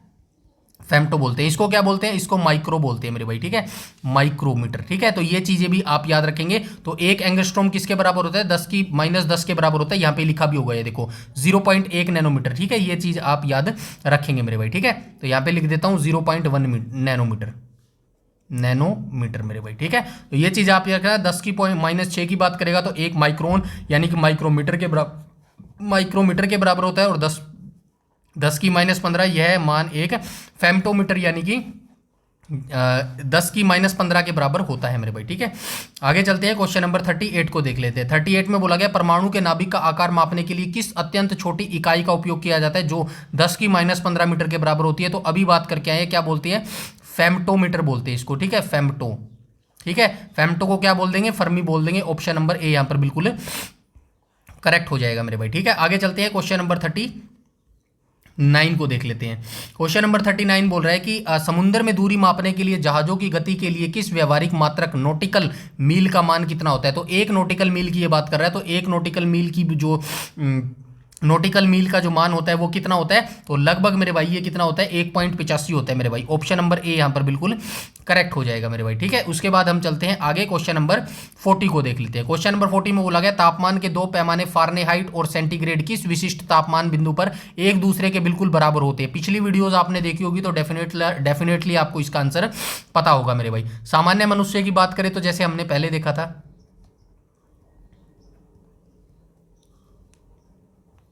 सामान्य मनुष्य का तापमान अगर आपसे सेंटीग्रेड में पूछे, ठीक है, तो भाई क्या बताते हैं आप, 37 डिग्री सेल्सियस, ठीक है, 37 डिग्री सेल्सियस बताते हैं। अगर आप फारेनहाइट में बताते हैं तो कितना बताते हैं, 98.6 डिग्री जो है फारेनहाइट बताते हैं मेरे भाई, ठीक है, ऐसे ही बताते हैं ना। अब ये चीज किस में पूछ रहा है, तो ये चीज पूछ रहा है मतलब कि ऐसा कौन सा तापमान है जिसके अंदर जो ये सेंटीग्रेड होता है, ठीक है, ये और फारेनहाइट दोनों जो है इक्वल होते हैं। तो कौन सा होता है, तो आप सभी जानते हैं 0 डिग्री पर जो है जम जाता है, पानी जम जाता है मेरे भाई, ये तो नहीं हो सकता, ठीक है, जम जाता है, बर्फ बन जाती है। 100 डिग्री सेल्सियस पर पानी गर्म हो जाता है, उबलने लगता है, गर्म हो जाता है, उबलने लगता है, यानी कि उबलने लगता है, भाप बनने लगती है मेरे भाई, ठीक है, ये भी नहीं हो सकता। तो राइट ऑप्शन क्या हो जाएगा, ऑप्शन नंबर सी हो जाएगा। -40 डिग्री एक ऐसा टेम्परेचर है जहां पर सेंटीग्रेड और फारेनहाइट का जो तापमान होता है वो दोनों का इक्वल होता है मेरे भाई, ठीक है, याद रखना अच्छे तरीके से। आगे चलते हैं, क्वेश्चन नंबर 41 को देख लेते हैं। क्वेश्चन नंबर 41 बोल रहा है मानव शरीर का सामान्य तापमान सेंटीग्रेड और फारेनहाइट पैमाने क्रमशः कितने होते हैं। अभी बता के आया हूं, ये रहा देखो 37 डिग्री और 98.6। तो राइट ऑप्शन क्या हो जाएगा, 37 डिग्री 6, ऑप्शन नंबर ए यहाँ पर बिल्कुल करेक्ट हो जाएगा मेरे भाई, ठीक है। आगे चलते हैं, क्वेश्चन नंबर 42 को देख लेते हैं। पानी का जमने का बिंदु फारेनहाइट पैमाना कितना होता है जो सेल्सियस के 0 डिग्री के बराबर होता है। अभी मैंने आपको बताया था 0 डिग्री सेल्सियस पर जो है क्या होता है, पानी जम जाता है, ठीक है, पानी जम जाता है। 1 सेकंड, पानी जम जाता है। लेकिन अगर आपसे यह भी पूछा जा सकता है, जैसे कि इस क्वेश्चन ने पूछा है, बताइए जो है ये तो सेंटीग्रेड में हो गया, फारेनहाइट कितने फारेनहाइट पर जो है पानी जम जाता है, तो आप क्या बताएंगे, 32 डिग्री फारेनहाइट पर जो है पानी जम जाता है मेरे भाई, ठीक है। तो right option option number A हो जाएगा मेरे भाई, ठीक है। क्वेश्चन नंबर नेक्स्ट पर चलते हैं, क्वेश्चन नंबर 43 पर आ जाएंगे मेरे भाई, ठीक है, क्वेश्चन नंबर 43 पर आ जाएंगे। क्वेश्चन नंबर 43 बोल रहा है कि परमाणु ऊर्जा बनाने वाले बिजली घरों या नाभिकीय रिएक्टर का आविष्कार किसने किया था और यह किस सिद्धांत पर कार्य करता है। तो इसका आविष्कार मेरे भाई एनरिको फर्मी ने किया था, और यह किस सिद्धांत पर यानी कि प्रिंसिपल पर काम करता है, नियंत्रित श्रृंखला विखंडन पर जो है ये काम करता है। ऑप्शन नंबर सी यहां पर बिल्कुल करेक्ट हो जाएगा मेरे भाई, ठीक है, यहां से आप पढ़ लेना सब कुछ। नेक्स्ट पर चलते हैं, क्वेश्चन नंबर 44 को देख लेते हैं। 44 में बोला गया पनडुब्बी और जलयानों को पानी में तैरने के नियमों का प्रतिपादन किसने किया था, यानी कि ये प्राचीन वैज्ञानिक कौन थे मेरे भाई, जो पानी पर जहाज तैरते हैं ना, वो किस सिद्धांत पर काम करते हैं और उनकी खोज किसने की थी। तो आप सभी जानते हैं आर्कमिडीज के सिद्धांत जो है ये दिए गए थे मेरे भाई, ठीक है।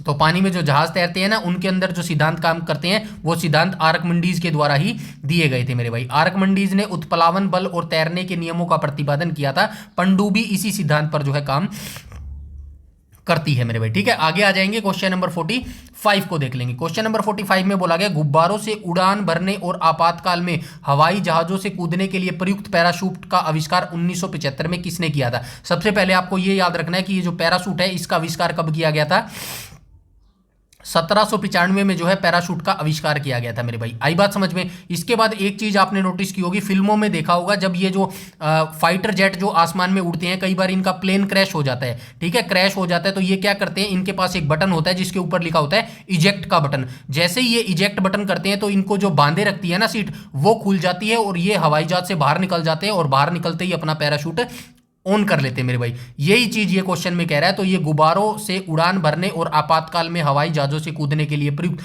पैराशूट का जो आविष्कार है ये किसने किया था, तो ये किसने किया था, जीन पियर क्लैंचार्ड के द्वारा 1795 में जो है पैराशूट का आविष्कार किया गया था मेरे भाई, ठीक है। आई बात समझ में। तो राइट ऑप्शन क्या हो जाएगा, ऑप्शन नंबर ए यहां पर बिल्कुल करेक्ट हो जाएगा मेरे भाई, ठीक है। आगे चलते हैं, क्वेश्चन नंबर 46 को देख लेते हैं। 46 में बोला गया है मेरे भाई, घरों में कमरा साफ करने वाले कॉर्पोरेट स्वीपर का आविष्कार 1876 में किसने किया था। ये क्वेश्चन चाहे तो छोड़ सकते हो, इतना ज्यादा इंपॉर्टेंट नहीं है। आपने देखा होगा जो बड़े बड़े घर होते हैं ना, जो अमीर रईस जाते होते हैं, उनके जो है पूरे घरों के नीचे कालीन बिछी होती है, कारपेट जिनको बोलते हैं, तो उनकी साफ सफाई जो भाई नॉर्मल इंसान तो कर नहीं सकता, वॉशिंग मशीन भी कर नहीं सकती, तो उनको साफ सुथरा करने के लिए जो है किसका यूज किया जाता है, तो भाई इसका आविष्कार जो है किसने किया था, कारपेट स्वीपर का जो है आविष्कार किया था, किसने किया था, तो ये किसने किया था, मेलविल बिसेल ने किया था। ऑप्शन नंबर सी यहां पर बिल्कुल करेक्ट हो जाएगा मेरे भाई, ठीक है। आगे चलते हैं, क्वेश्चन नंबर 47 को देख लेते हैं। क्वेश्चन नंबर 47 में बोल रहा है रासायनिक ऊर्जा को विद्युत ऊर्जा में बदलने वाली पहली विद्युत बैटरी, यानी कि किसकी ये बात कर रहा है, पिछले आपने चैप्टर देखे होंगे तो इन्वर्टर की बात कर रहा है मेरे भाई, ठीक है। इन्वर्टर मैंने बताया था ना, इसके अंदर क्या भरा होता है, रासायनिक पदार्थ भरा होता है। रासायनिक गलत लिख दिया ना, कोई बात नहीं, रासायनिक दोबारा लिख देता हूं, चलो कोई बात नहीं, रासायनिक पदार्थ इसके अंदर भरा होता है, और ये क्या करता है, ये डायरेक्ट जो है इलेक्ट्रिक में बदल देता है मेरे भाई, ठीक है। तो ये इन्वर्टर की बात कर रहा है, रासायनिक ऊर्जा को विद्युत ऊर्जा में बदलने वाली पहली विद्युत बैटरी का आविष्कार जो है 1800 में किसने किया था, तो ये किसने किया था, अलेसांड्रो वोल्टा के द्वारा जो है इसका आविष्कार किया गया था। ऑप्शन नंबर ए यहां पर बिल्कुल करेक्ट हो जाएगा मेरे भाई, ठीक है। और इसका मात्रक भी याद रखना, वोल्टा जो मात्रक है ना, वोल्ट जो मात्रक है वो इसी के नाम पर रखा गया था मेरे भाई, ठीक है। क्वेश्चन नंबर 48 को देख लेते हैं। 48 में बोला गया रबर उद्योग में क्रांति लाने वाले वल्कनीकृत रबड़, सल्फर युक्त रबड़ जो टायर बनाने के काम आता है, की खोज किसने की थी। आपने देखा है हमारे सबसे बड़े जो टायर उद्योग है हरियाणा में कहां पर है, गुडियर का टायर बहादुरगढ़ में, पढ़ा है ना हरियाणा जीके के अंदर क्वेश्चन। बस अब ये मूल क्वेश्चन है भाई, यहां पे देख लो, ठीक है। ये बोला गया है जो गुडियर टायर का जो सबसे बड़ा कारखाना हरियाणा में लगा हुआ है ना, बहादुरगढ़ में, तो यहां से शुरुआत हुई थी। देखो, रबड़ उद्योग में क्रांति लाने वाले वल्कनीकृत रबड़ जो सल्फर युक्त रबड़ जो टायर बनाने के काम आता है, की खोज किसने की थी। आज इसका नाम आपको पता चल जाएगा, चार्ल्स गुडियर। तो ये गुडियर जो है एक व्यक्ति का नाम था, इसी से जो है ये नाम पड़ गया मेरे भाई, याद रखना।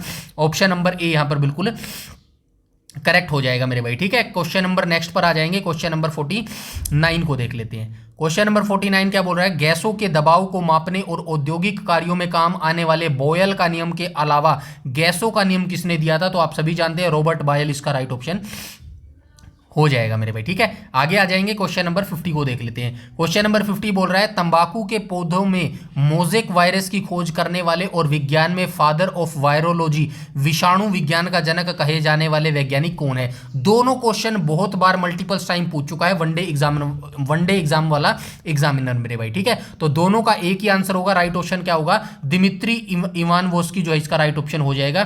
क्वेश्चन नंबर 50 का जो है right option option number D हो जाएगा मेरे भाई, ठीक है। तंबाकू के पौधों में मोजेक वायरस की खोज किसने की थी, तो आप बताएंगे दिमित्री इवानोव्स्की ने इसकी खोज की थी। और फादर ऑफ वायरोलॉजी यानी कि विषाणु विज्ञान का जनक किसे कहा जाता है, तो ये भी दिमित्री इवानोव्स्की को जो है बोला जाता है मेरे भाई, ठीक है। तो आधे क्वेश्चन जो है हमारे कंप्लीट हो चुके हैं क्वेश्चन नंबर 50 तक, और 50 क्वेश्चन ही और बचे हुए हैं, तो फटाफट से इनको भी खत्म कर देते हैं मेरे भाई, ठीक है। तो ये याद रखना 1892 में वायरस विषाणु की खोज की थी मेरे भाई।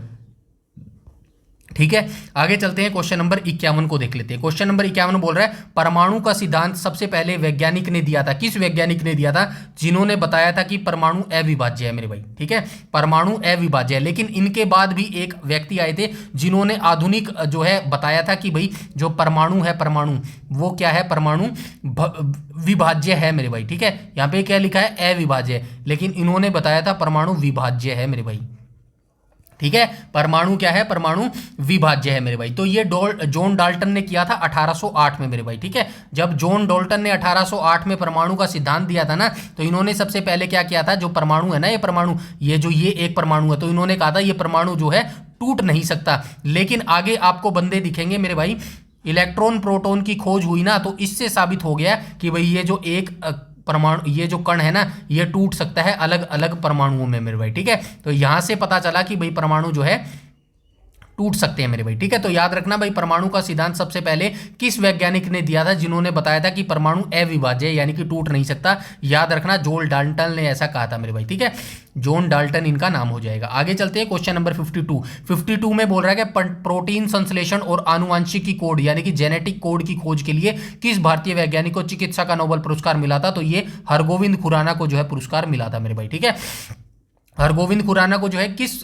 उपलब्धि के लिए इनको नोबेल पुरस्कार मिला था? प्रोटीन संश्लेषण और आनुवांशिकी कोड के लिए इनको ये नोबेल पुरस्कार दिया गया था मेरे भाई 1968 में। ये ईयर भी जरूर याद रखना। ठीक है, आगे चलते हैं, क्वेश्चन नंबर 53 को देख लेते हैं। क्वेश्चन नंबर 53 में बोल रहा है घड़ी में प्रयुक्त होने वाले पेंडुलम का आविष्कार 1656 में किस भौतिकी शास्त्री ने किया था? तो घड़ी में जो पेंडुलम यूज करते हैं ना, उसका आविष्कार किस फिजिशियन ने जो है आविष्कार किया था? तो 1656 में जो है इनका नाम क्या था? क्रिश्चियन ह्यूगेंस नाम था मेरे भाई। ठीक है, इनके द्वारा जो है ये यूज किया गया था मेरे भाई। ठीक है, आगे चलते हैं, क्वेश्चन नंबर 54 को देख लेते हैं। क्वेश्चन नंबर 54 बोल रहा है वाहनों में उपयोग होने वाले डीजल इंजन का आविष्कार 1895 में किसने किया था? आप सभी जानते हैं ना, आजकल हम जो गाड़ियां चलाते हैं उनमें पेट्रोल भी यूज होता है और डीजल भी उपयोग होता है। तो डीजल इंजन का जो आविष्कार था वो किसने किया था? रुडोल्फ डीजल ने जो है उपयोग किया था मेरे भाई। ठीक है, मोस्टली इनके जो नाम होते हैं ना, उसी के नाम पर इनके नाम रख दिए गए थे मेरे भाई। ठीक है, तो रुडोल्फ डीजल के द्वारा जो है डीजल इंजन का आविष्कार किया गया था 1895 में मेरे भाई। ठीक है, आगे चलते हैं, क्वेश्चन नंबर 55 को देख लेते हैं। क्वेश्चन नंबर 55 बोल रहा है आधुनिक कारों और बिजली के पंखों में प्रयुक्त होने वाले एसी मोटर का आविष्कार 1888 में किसने किया था? जो वर्तमान में हम कारें और जो बिजली से चलने वाले पंखे देखते हैं ना, इनके अंदर जो एसी मोटर थी ना, एसी मोटर, एसी को क्या बोलते हैं? अल्टरनेटिव करंट बोलते हैं। इसका आविष्कार जो है 1888 में कर दिया था। और किसने किया था? तो ये किसने किया था मेरे भाई? किसने किया था? तो क्वेश्चन नंबर 55 का राइट ऑप्शन जो है ऑप्शन नंबर सी हो जाएगा। निकोला टेस्ला के द्वारा जो है ये आविष्कार किया गया था। ठीक है, अल्टरनेटिव करंट पर चलने वाली मोटर का आविष्कार जो है महान वैज्ञानिक निकोला टेस्ला ने किया था मेरे भाई। आगे चलते हैं, क्वेश्चन नंबर 56 को देख लेते हैं। रेडियोधर्मिता पदार्थ रेडियम की खोज करने वाली प्रसिद्ध महिला वैज्ञानिक मैडम क्यूरी मूलतः किस देश की रहने वाली थी? हम ऊपर देख के आए हैं, जो ये मैडम क्यूरी थी ना, ये एकमात्र ऐसी महिला है जिनको 2 क्षेत्र में, फिजिक्स में और केमिस्ट्री में जो है नोबेल पुरस्कार मिला है। ईयर जरूर याद रखना आपको। तो ये किस देश की रहने वाली? तो ये पोलैंड देश की मेरे भाई रहने वाली थी मेरे भाई। ठीक है, और पोलिनोमियम भी एक इन्होंने जो है कण की खोज की थी ना, एक कण की खोज की थी जिसका इन्होंने पोलिनियम नाम रखा था मेरे भाई। ठीक है, एक तत्व इन्होंने खोजा था, एक तत्व की खोज की थी, एक तत्व की, लिखा है क्या नीचे? अच्छा, ये लिखा है। ठीक है, इन्होंने अपने देश के नाम पर एक अन्य तत्व का नाम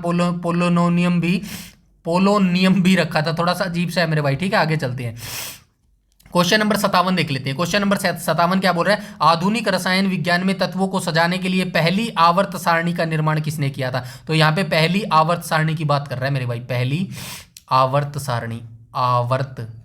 सारणी।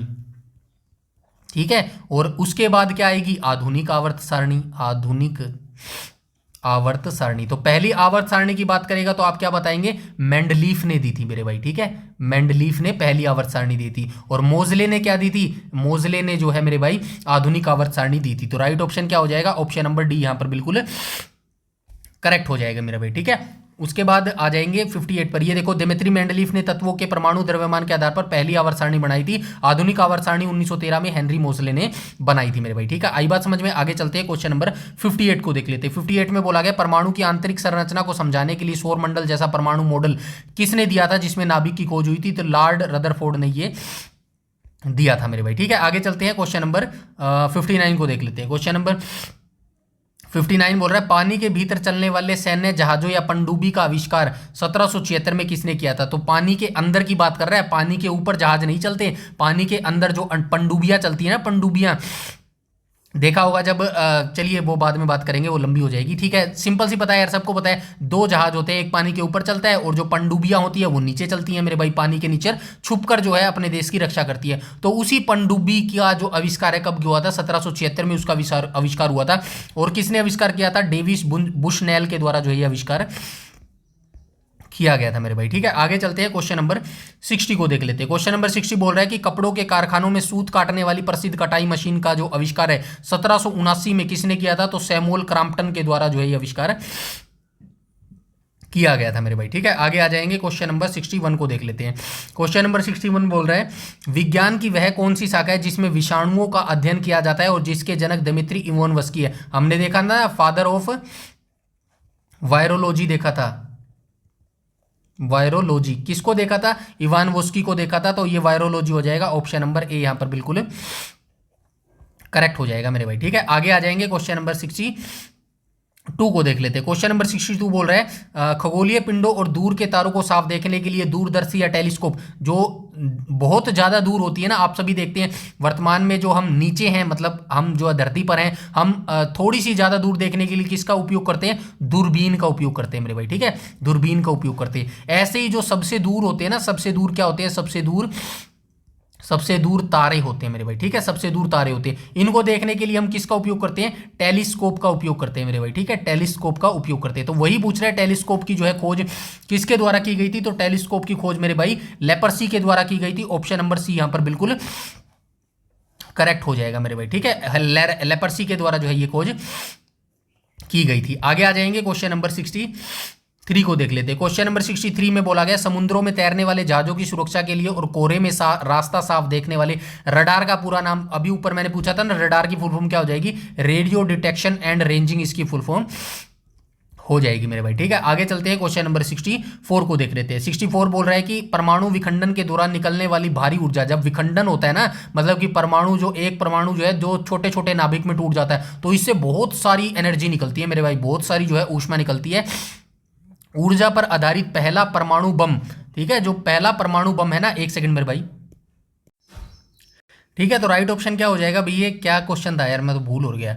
परमाणु विखंडन के दौरान जो मैंने बताया ना, ये जो एक परमाणु जो है छोटे छोटे दो में टूट जाता है ना, तो इसके अंदर भारी ऊर्जा निकलती है। तो इसके अंदर जो है पहला परमाणु बम किस वर्ष और किस वैज्ञानिक के द्वारा खोजा गया था? तो राइट ऑप्शन क्या हो जाएगा? 1944 में खोजा गया था ओटो हान के द्वारा। और जो द्वितीय विश्व युद्ध हुआ था ना, इसमें जो है इसी का यूज किया गया था, लिखा भी होगा यहाँ पे देखो। ओटो हान ने भारी यूरेनियम नाभिक को तोड़कर भारी मात्रा में ऊर्जा मुक्त करने की प्रक्रिया खोजी थी, जिससे परमाणु बम का जो है आधार बना था मेरे भाई। ठीक है, क्वेश्चन नंबर 65 को देख लेते हैं। क्वेश्चन नंबर 65 क्या बोल रहा है? चंद्रमा की सतह पर पहुंचने वाले अंतरिक्ष विज्ञान में प्रयुक्त होने वाले आधुनिक रॉकेट के बारे में सबसे पहले जानकारी किसने दी थी? तो आप सभी जानते हैं रॉकेट से जो है हम चंद्रमा पर या फिर कहीं पर भी जा सकते हैं। तो इसके बारे में, रॉकेट के बारे में सबसे पहले जानकारी जो है किसके द्वारा दी गई थी? तो रॉबर्ट एच गोडार्ड के द्वारा दी गई थी। ऑप्शन नंबर ए यहां पर बिल्कुल करेक्ट हो जाएगी मेरे भाई। ठीक है, आगे चलते हैं, क्वेश्चन नंबर 66 को देख लेते हैं। 66 में क्या बोला गया? आसमान में तेज गति से उड़ने वाले आधुनिक जेट इंजन। ठीक है, आसमान में जो तेज गति से उड़ने वाले जो आधुनिक जेट इंजन होते हैं ना, इनका आविष्कार 1937 में किया था। किसने किया था मेरे भाई? तो ये आविष्कार किसने किया था? फ्रैंक विटल के द्वारा जो है ये आविष्कार किया गया था मेरे भाई। ठीक है, आगे चलते हैं, क्वेश्चन नंबर 67 को देख लेते हैं। क्वेश्चन नंबर 67 बोल रहा है कि युद्धों में प्रयुक्त होने वाले बख्तरबंद टैंक। तो टैंक तो सभी ने देखा होगा, मूवीज में देखा होगा, तो वैसे भी देखा होगा, हिसार वाले बच्चों ने तो देखा ही होगा। अपने यहाँ पे जो मिलिट्री टैंक है वहां पर बाहर ही जो है मतलब जो हमारा कैंट है ना, कैंट के बाहर ही जो है एक बहुत बड़ा टैंक जो है रखा हुआ है। तो वही टैंक, उसी की टैंक की बात कर रहा है। मिलिट्री टैंक का आविष्कार जो है प्रथम विश्व युद्ध के दौरान 1914 में किसने किया था? तो इसका जो आविष्कार हुआ था ना, मिलिट्री टैंक का आविष्कार कब हुआ था? 1914 में हुआ था। और ये किसने आविष्कार किया था? तो ये आविष्कार मेरे भाई सर अर्नेस्ट स्विंटन के द्वारा किया गया था। ऑप्शन नंबर ए यहां पर बिल्कुल करेक्ट हो जाएगा। नेक्स्ट क्वेश्चन पर आ जाएंगे 68 पर। 68 में बोला गया परमाणु के भीतर स्थित धनावेशित कण प्रोटॉन की खोज का श्रेय मुख्य रूप से किसे दिया जाता है? तो ये गोल्डस्टीन को दिया जाता है। ऑप्शन नंबर ए यहां पर बिल्कुल करेक्ट हो जाएगा मेरे भाई। ठीक है, तो राइट ऑप्शन क्या हो जाएगा? गोल्डस्टीन को दिया जाता है। ठीक है, आगे आ जाएंगे, क्वेश्चन नंबर 69 को देख लेते हैं। क्वेश्चन नंबर 69 क्या बोल रहा है?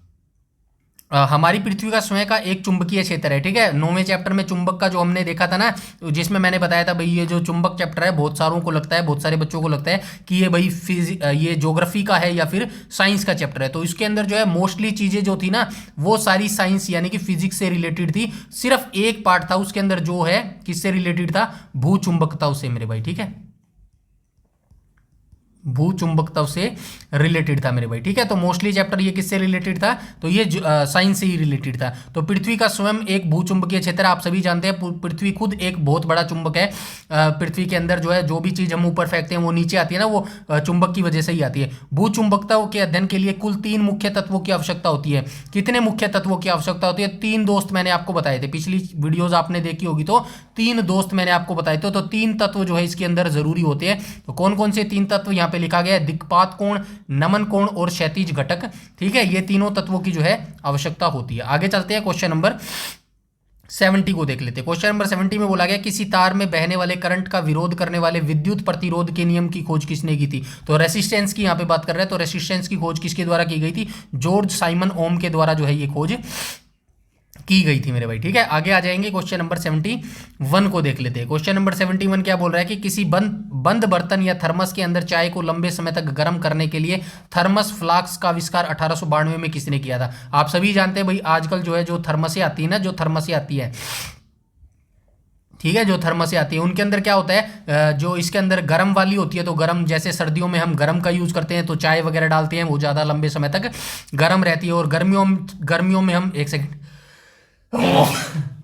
सॉरी गर्मियों में हम इसके अंदर ठंडा पानी डालते हैं तो वो क्या ठंडा ही रहता है। तो ऐसा किसके कारण होता है? तो ऐसा जो है 1 सेकेंड सॉरी, तो इसका जो आविष्कार था ना, तो ये आविष्कार 1892 में हुआ था। और इसका आविष्कार किसने किया था? छींक ने खा लिया भाई। ठीक है, ये एक एलर्जी होती है यार, जो अपने देसी भाषा में इसको क्या बोलते हैं, क्या बोलते हैं भाई, मेरे तो अभी याद भी नहीं आ रहा उसको क्या बोलते हैं। ठीक है, ये एलर्जी है यार, छोटा सा जो डस्ट आ जाता है ना उससे छींक शुरू हो जाती है और बहुत बड़ी दुविधा है यार। ठीक है, नज़ला जिसको बोलते हैं, अब याद आया, नज़ला शब्द सुना है ना अपने देसी लैंग्वेज में, वही चीज़ है मेरे भाई ये। ठीक है, तो चलिए हम आ जाते हैं क्वेश्चन नंबर 71 पर। ये क्या हो जाएगा भाई? राइट आंसर क्या हो जाएगा? डेवार हो जाएगा। ठीक है, ऑप्शन नंबर ए हो जाएगा। तो इसका आविष्कार 1892 में जेम्स डेवार के द्वारा किया गया था मेरे भाई। ठीक है, आगे आ जाएंगे, क्वेश्चन नंबर 72 को देख लेते हैं। 72 क्या बोल रहा है? अंतरिक्ष में उपग्रहों को भेजने और ग्रहों की गति से संबंधित प्रसिद्ध नियम आप सभी जानते हैं, जोहान केपलर ने दिए थे मेरे भाई। ठीक है, ग्रहों का गति का नियम किसने दिया था? जोहान केपलर ने दिया था। आगे आ जाएंगे, क्वेश्चन नंबर 73 पर आ जाएंगे। 73 क्या बोल रहा है? पहली बार यह बताने वाले वैज्ञानिक कौन थे कि पृथ्वी सहित सभी ग्रह सूर्य के चारों ओर चक्कर लगाते हैं, जिसे सौर मंडल की खोज कहा जाता है। तो किसने कहा था? सबसे पहले कोपरनिकस ने ऐसा समझाया था मेरे भाई। ठीक है, आगे चलते हैं, क्वेश्चन नंबर 74 को देख लेते हैं। 74 में बोला गया प्रयोगशाला में रसायनों और परख नली को गर्म करने के लिए प्रयुक्त होने वाले बुनसेन बर्नर का आविष्कार किसने किया था? तो ये रॉबर्ट बुनसेन ने जो है ये आविष्कार किया था मेरे भाई। आगे आ जाते हैं, क्वेश्चन नंबर 75 को देख लेते हैं। क्वेश्चन नंबर 75 बोल रहा है कि गाड़ियों के पहियों में हवा वाले रबड़ के टायर हवा वाले रबड़ का टायर 1888 में किसने किया था? तो इसका आविष्कार किसने किया था मेरे भाई? गुडियर ने नहीं किया, कभी गुडियर करवाया हो। ठीक है, जॉन डनलप ने किया था। ऑप्शन नंबर बी यहाँ पर बिल्कुल करेक्ट आ जाएगा। इसने गुडियर ने क्या किया था? रबड़ वल्नीकृत किया था मेरे भाई। ठीक है, वल्नीकृत किया था। ये टायर जो है इसने गुडियर ने बनाया था। डनलप ने क्या बनाया था? रबर के टायर बनाए थे, हवा वाले रबर के टायर बनाए थे। ठीक है, हवा वाले रबर के टायर। ठीक है, नीचे लिखा भी होगा, ये पढ़ लेना। ठीक है, आगे आ जाएंगे, क्वेश्चन नंबर 76 को देख लेते हैं। 76 बोल रहा है किसी ठोस वस्तु या आकृति के संतुलन बिंदु या गुरुत्व केंद्र के नियमों के अनुसार एक समान मोटाई की छड़ का गुरुत्व केंद्र कहां पर होता है? कहां पर होता है? मध्य बिंदु पर होता है। ऑप्शन नंबर ए यहाँ पर बिल्कुल करेक्ट हो जाएगा। ठीक है, क्वेश्चन नंबर 77 को देख लेते हैं। 77 क्या बोल रहा है? ज्यामितीय नियमों के अनुसार किसी त्रिभुजाकार ऐसे की बात कर रहा है, ट्रायंगुलर प्लेट का गुरुत्व केंद्र समतल बिंदु कहां स्थित होगा? तो कहां पर होगा? उसकी माध्यिकाओं के काटन बिंदु पर होगा। ऑप्शन नंबर ए यहां पर बिल्कुल करेक्ट हो जाएगा मेरे भाई। ठीक है, उसके बाद चलते हैं क्वेश्चन नंबर 78 पर मेरे भाई। ठीक है, 78 में क्या बोल रहा है कि एक ठोस गोले सॉलिड स्फीयर का गुरुत्व केंद्र ज्यामितीय केंद्र कहाँ स्थित होते हैं जिसके कारण वह चारों तरफ समान संतुलित रहता है। तो कहाँ पर होता है मेरे भाई, गोले के ठीक केंद्र पर। ऑप्शन नंबर बी यहाँ पर बिल्कुल करेक्ट हो जाएगा, गोले के बीच केंद्र पर होता है मेरे भाई, ठीक है। उसके बाद आ जाएंगे क्वेश्चन नंबर 79 को देख लेते हैं। क्वेश्चन नंबर 79 बोल रहा है सीबेक प्रभाव पर आधारित ताप युग्म थर्मोकपल के अलावा रासायनिक ऊर्जा से बिजली बनाने वाले वोल्टीय सेल की खोज किसने की थी? अलेसैंड्रो वोल्टा ने की थी। ऑप्शन नंबर ए यहाँ पर बिल्कुल करेक्ट हो जाएगा। नेक्स्ट क्वेश्चन पर आ जाएंगे, क्वेश्चन नंबर 80 पर। क्वेश्चन नंबर 80 बोल रहा है ऊष्मा और कार्य यानी कि वर्क और जो है क्या बोल रहा है, ऊष्मा के बीच संबंध बताने वाले फ्रिज और रेफ्रिजरेटर का निर्माण मुख्य आधार पर कौन सा नियम है? तो ये जो फ्रिज होता है ना हमारा, ये किस आधार पर काम करता है, इसका बेस क्या है? तो ये ऊष्मागति के नियम है, यानी कि लॉ ऑफ थर्मोडायनेमिक्स पर जो है ये काम करता है मेरे भाई, ठीक है। ऑप्शन नंबर जो है सी यहाँ पर बिल्कुल करेक्ट हो जाएगा। नेक्स्ट क्वेश्चन पर आ जाएंगे, क्वेश्चन नंबर 81 पर आ जाएंगे। क्वेश्चन नंबर 81 बोल रहा है कंप्यूटर और मोबाइल फोन की मुख्य मेमोरी में प्रयुक्त होने वाले माइक्रो प्रोसेसर का आविष्कार किसने किया था? अभी तक आप ये देख के आए हो कंप्यूटर के अंदर माइक्रो प्रोसेसर, ठीक है, फर्स्ट माइक्रो प्रोसेसर। एक सेकंड यहाँ पे पहले लिखो माइक्रो प्रोसेसर। माइक्रो प्रोसेसर की खोज किसने की थी? इंटेल ने की थी। पहला कौन सा था? 4004 था मेरे भाई, ठीक है, ये पहला इंटेल प्रोसेसर था। अब ये पहला माइक्रो प्रोसेसर की खोज किसने की थी ये पूछ रहा है, तो राइट ऑप्शन क्या हो जाएगा? M.E. होफ हो जाएगा मेरे भाई, ठीक है, इसके द्वारा ये खोज की गई थी। अगली बार ये नाम याद रखना, ठीक है। आगे चलते हैं, क्वेश्चन नंबर 82 को देख लेते हैं। 82 में बोल रहा गया बैक्टीरिया और बहुत बारीक कोशिकाओं को देखने के लिए पहले माइक्रोस्कोप का आविष्कार 1590 में किसने किया था? तो ये किसने किया था मेरे भाई? क्वेश्चन नंबर 82 का राइट ऑप्शन बी हो जाएगा, जॉनसन हो जाएगा मेरे भाई, ठीक है। आगे चलते हैं, क्वेश्चन नंबर 83 को देख लेते हैं। क्वेश्चन नंबर 83 बोल रहा है प्राचीन काल में सबसे पहले नक्शा या मानचित्र बनाने का गौरव इतिहास किस सभ्यता के लोगों को दिया जाता है? तो आप सभी जानते हैं भाई, हमारा जो है ये सिंधु घाटी सभ्यता थी, सिंधु घाटी, जिसको हड़प्पा सभ्यता भी बोलते हैं, ठीक है। इससे पुरानी भी सभ्यता एक है, कौन सी सभ्यता हो जाएगी? सुमेरियन सभ्यता इसको बोलते हैं, यानी कि मेसोपोटामियन सभ्यता भी इसको बोला जाता है मेरे भाई, ठीक है। मेसोपोटामिया सभ्यता सबसे पुरानी सभ्यता इसको ही बोला जाता है, और इसी ने सबसे पहले जो है मानचित्र यानी कि मैप बनाने का जो है गौरव हासिल किया था। सबसे पहले मैप जो है ना, मैप इन्होंने ही बनाया था मेरे भाई, ठीक है। उसके बाद हम आ जाएंगे आगे, क्वेश्चन नंबर 84 को देख लेते हैं। क्वेश्चन नंबर 84 में बोला गया है कि खेती और खेतों की जुताई में प्रयुक्त होने वाले आधुनिक ट्रैक्टर का आविष्कार 1892 में किसने किया था? तो आधुनिक जो वर्तमान में हम ट्रैक्टर देखते हैं, अपने खेतों की जुताई करते हैं, इसका आविष्कार 1892 में हुआ था। और किसने किया था? जॉन फ्रैंकलिन ने जो है इसका आविष्कार किया था मेरे भाई, ठीक है। आगे आ जाएंगे, क्वेश्चन नंबर 85 को देख लेते हैं ना।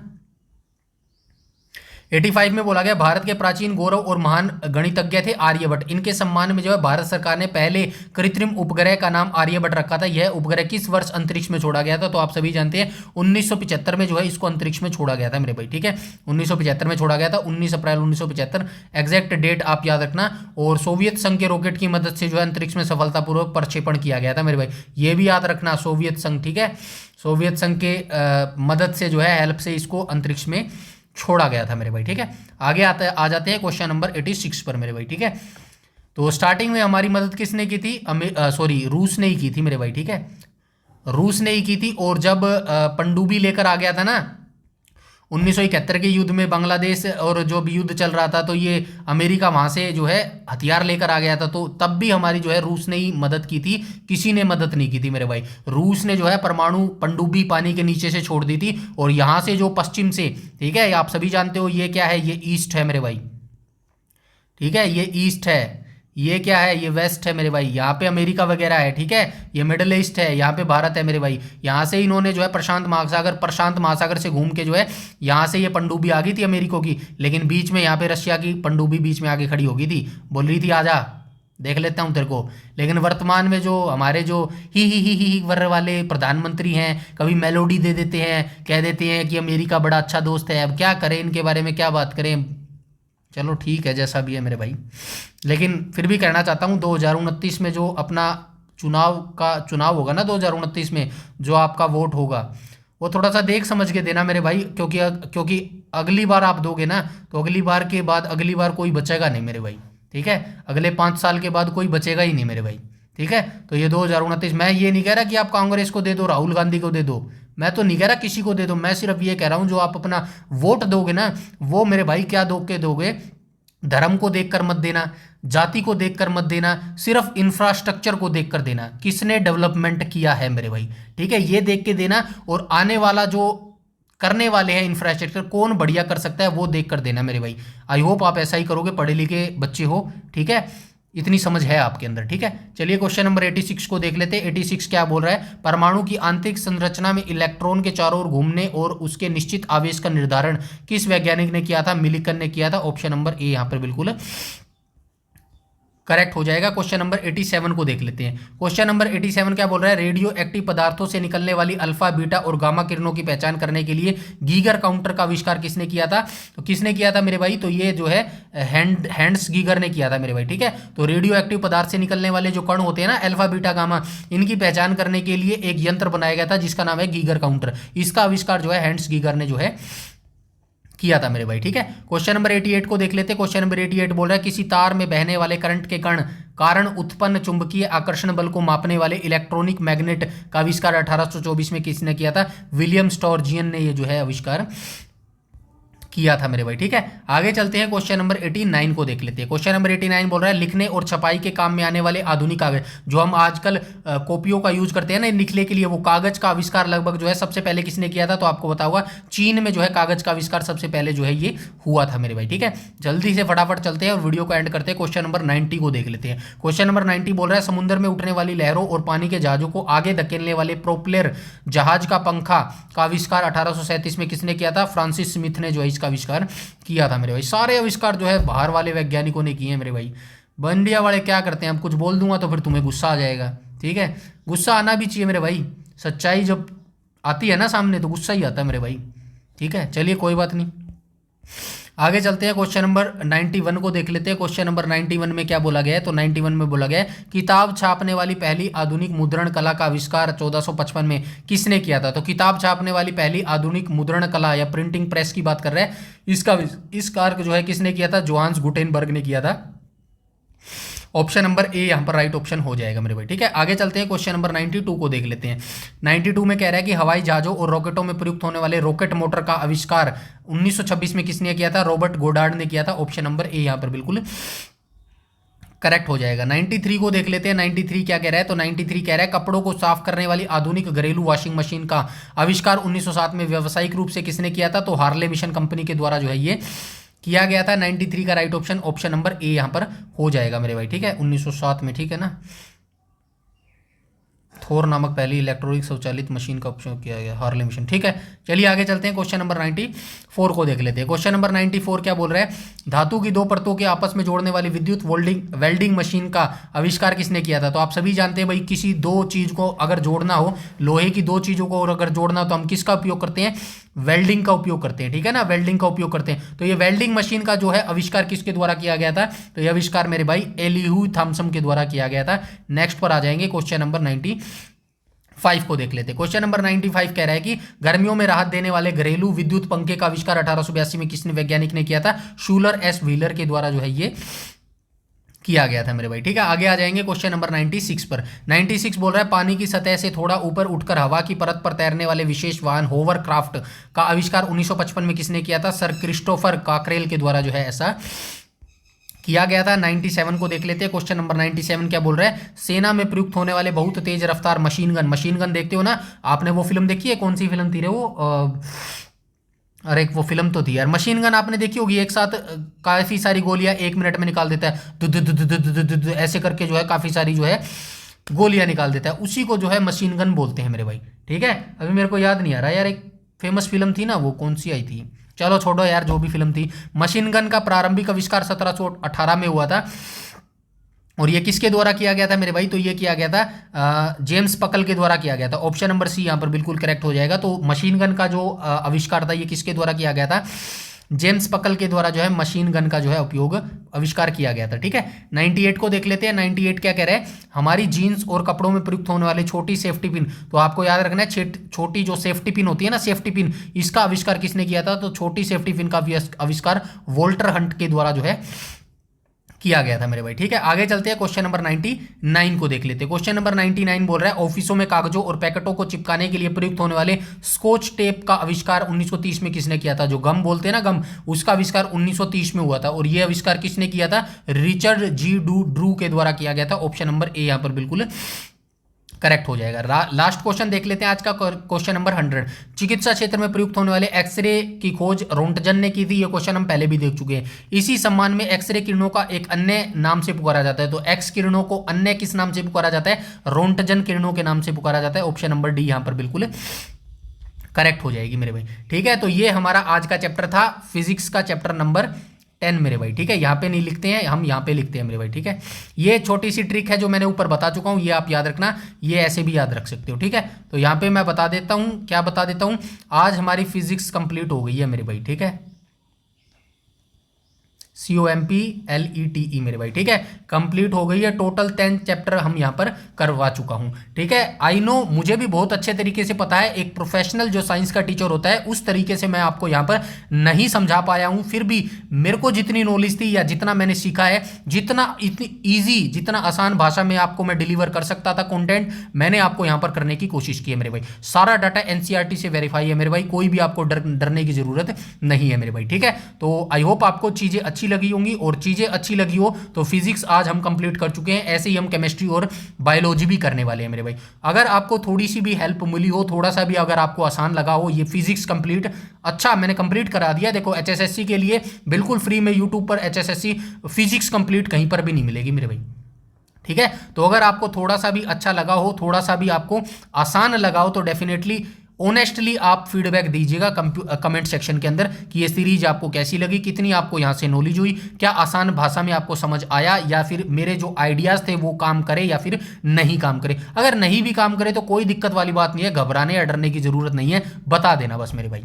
आई बात समझ में? मेरे मोटिवेशन के लिए चीज़ें बहुत मैटर करती हैं मेरे भाई। आई बात समझ में? तो बस इन सारी की PDF आपको पता है, PDF आपको कहाँ पर मिलेगी? PDF आपको टेलीग्राम चैनल पर मिलेगी, जिसका लिंक आपको इसी वीडियो के डिस्क्रिप्शन में मिल जाएगा मेरे भाई। ठीक है, तो आज के वीडियो में इतना रखते हैं, और जो अगला हमारा सेशन होगा केमिस्ट्री का, तो केमिस्ट्री हमारी कब से सीरीज स्टार्ट होगी? या तो कल क्या है, कल बुधवार है मेरे भाई। ठीक है, बुधवार, या फिर उससे अगला दिन क्या है, वीरवार है मेरे भाई। ठीक है, बुधवार या वीरवार से स्टार्ट हो जाएगी। वीरवार से क्यों स्टार्ट होगी, कल क्यों स्टार्ट नहीं होगी? हो सकता है ऐसा क्योंकि केमिस्ट्री थोड़ी सी डिफिकल्ट है भाई, मेरे लिए तो डिफिकल्ट है, आई होप आपके लिए ना हो मेरे भाई। ठीक है, तो कंटेंट इजी लैंग्वेज में कैसे बनाया जाएगा, क्या क्या इंपॉर्टेंट है वनडे एग्जाम्स के लिए, क्या क्या आपको जो है फिल्टर करके देना है, इन सब चीजों में टाइम लगता है मेरे भाई। ठीक है, तो ज्यादा से ज्यादा एक दिन का मैं टाइम लूंगा बुधवार का, अदरवाइज जो है मैं कल ही ये पहली क्लास दे दूंगा अगर कंटेंट बन जाएगा मेरे भाई। ठीक है, बस आपको ऑनेस्टली वीडियो को क्या करना है, लाइक करना है, और वीडियो को ज़्यादा से ज़्यादा शेयर करना है, और ऑनेस्टली अपना फीडबैक कमेंट सेक्शन में दे देना है। बस इतना ही आपको करना है मेरे भाई। ठीक है,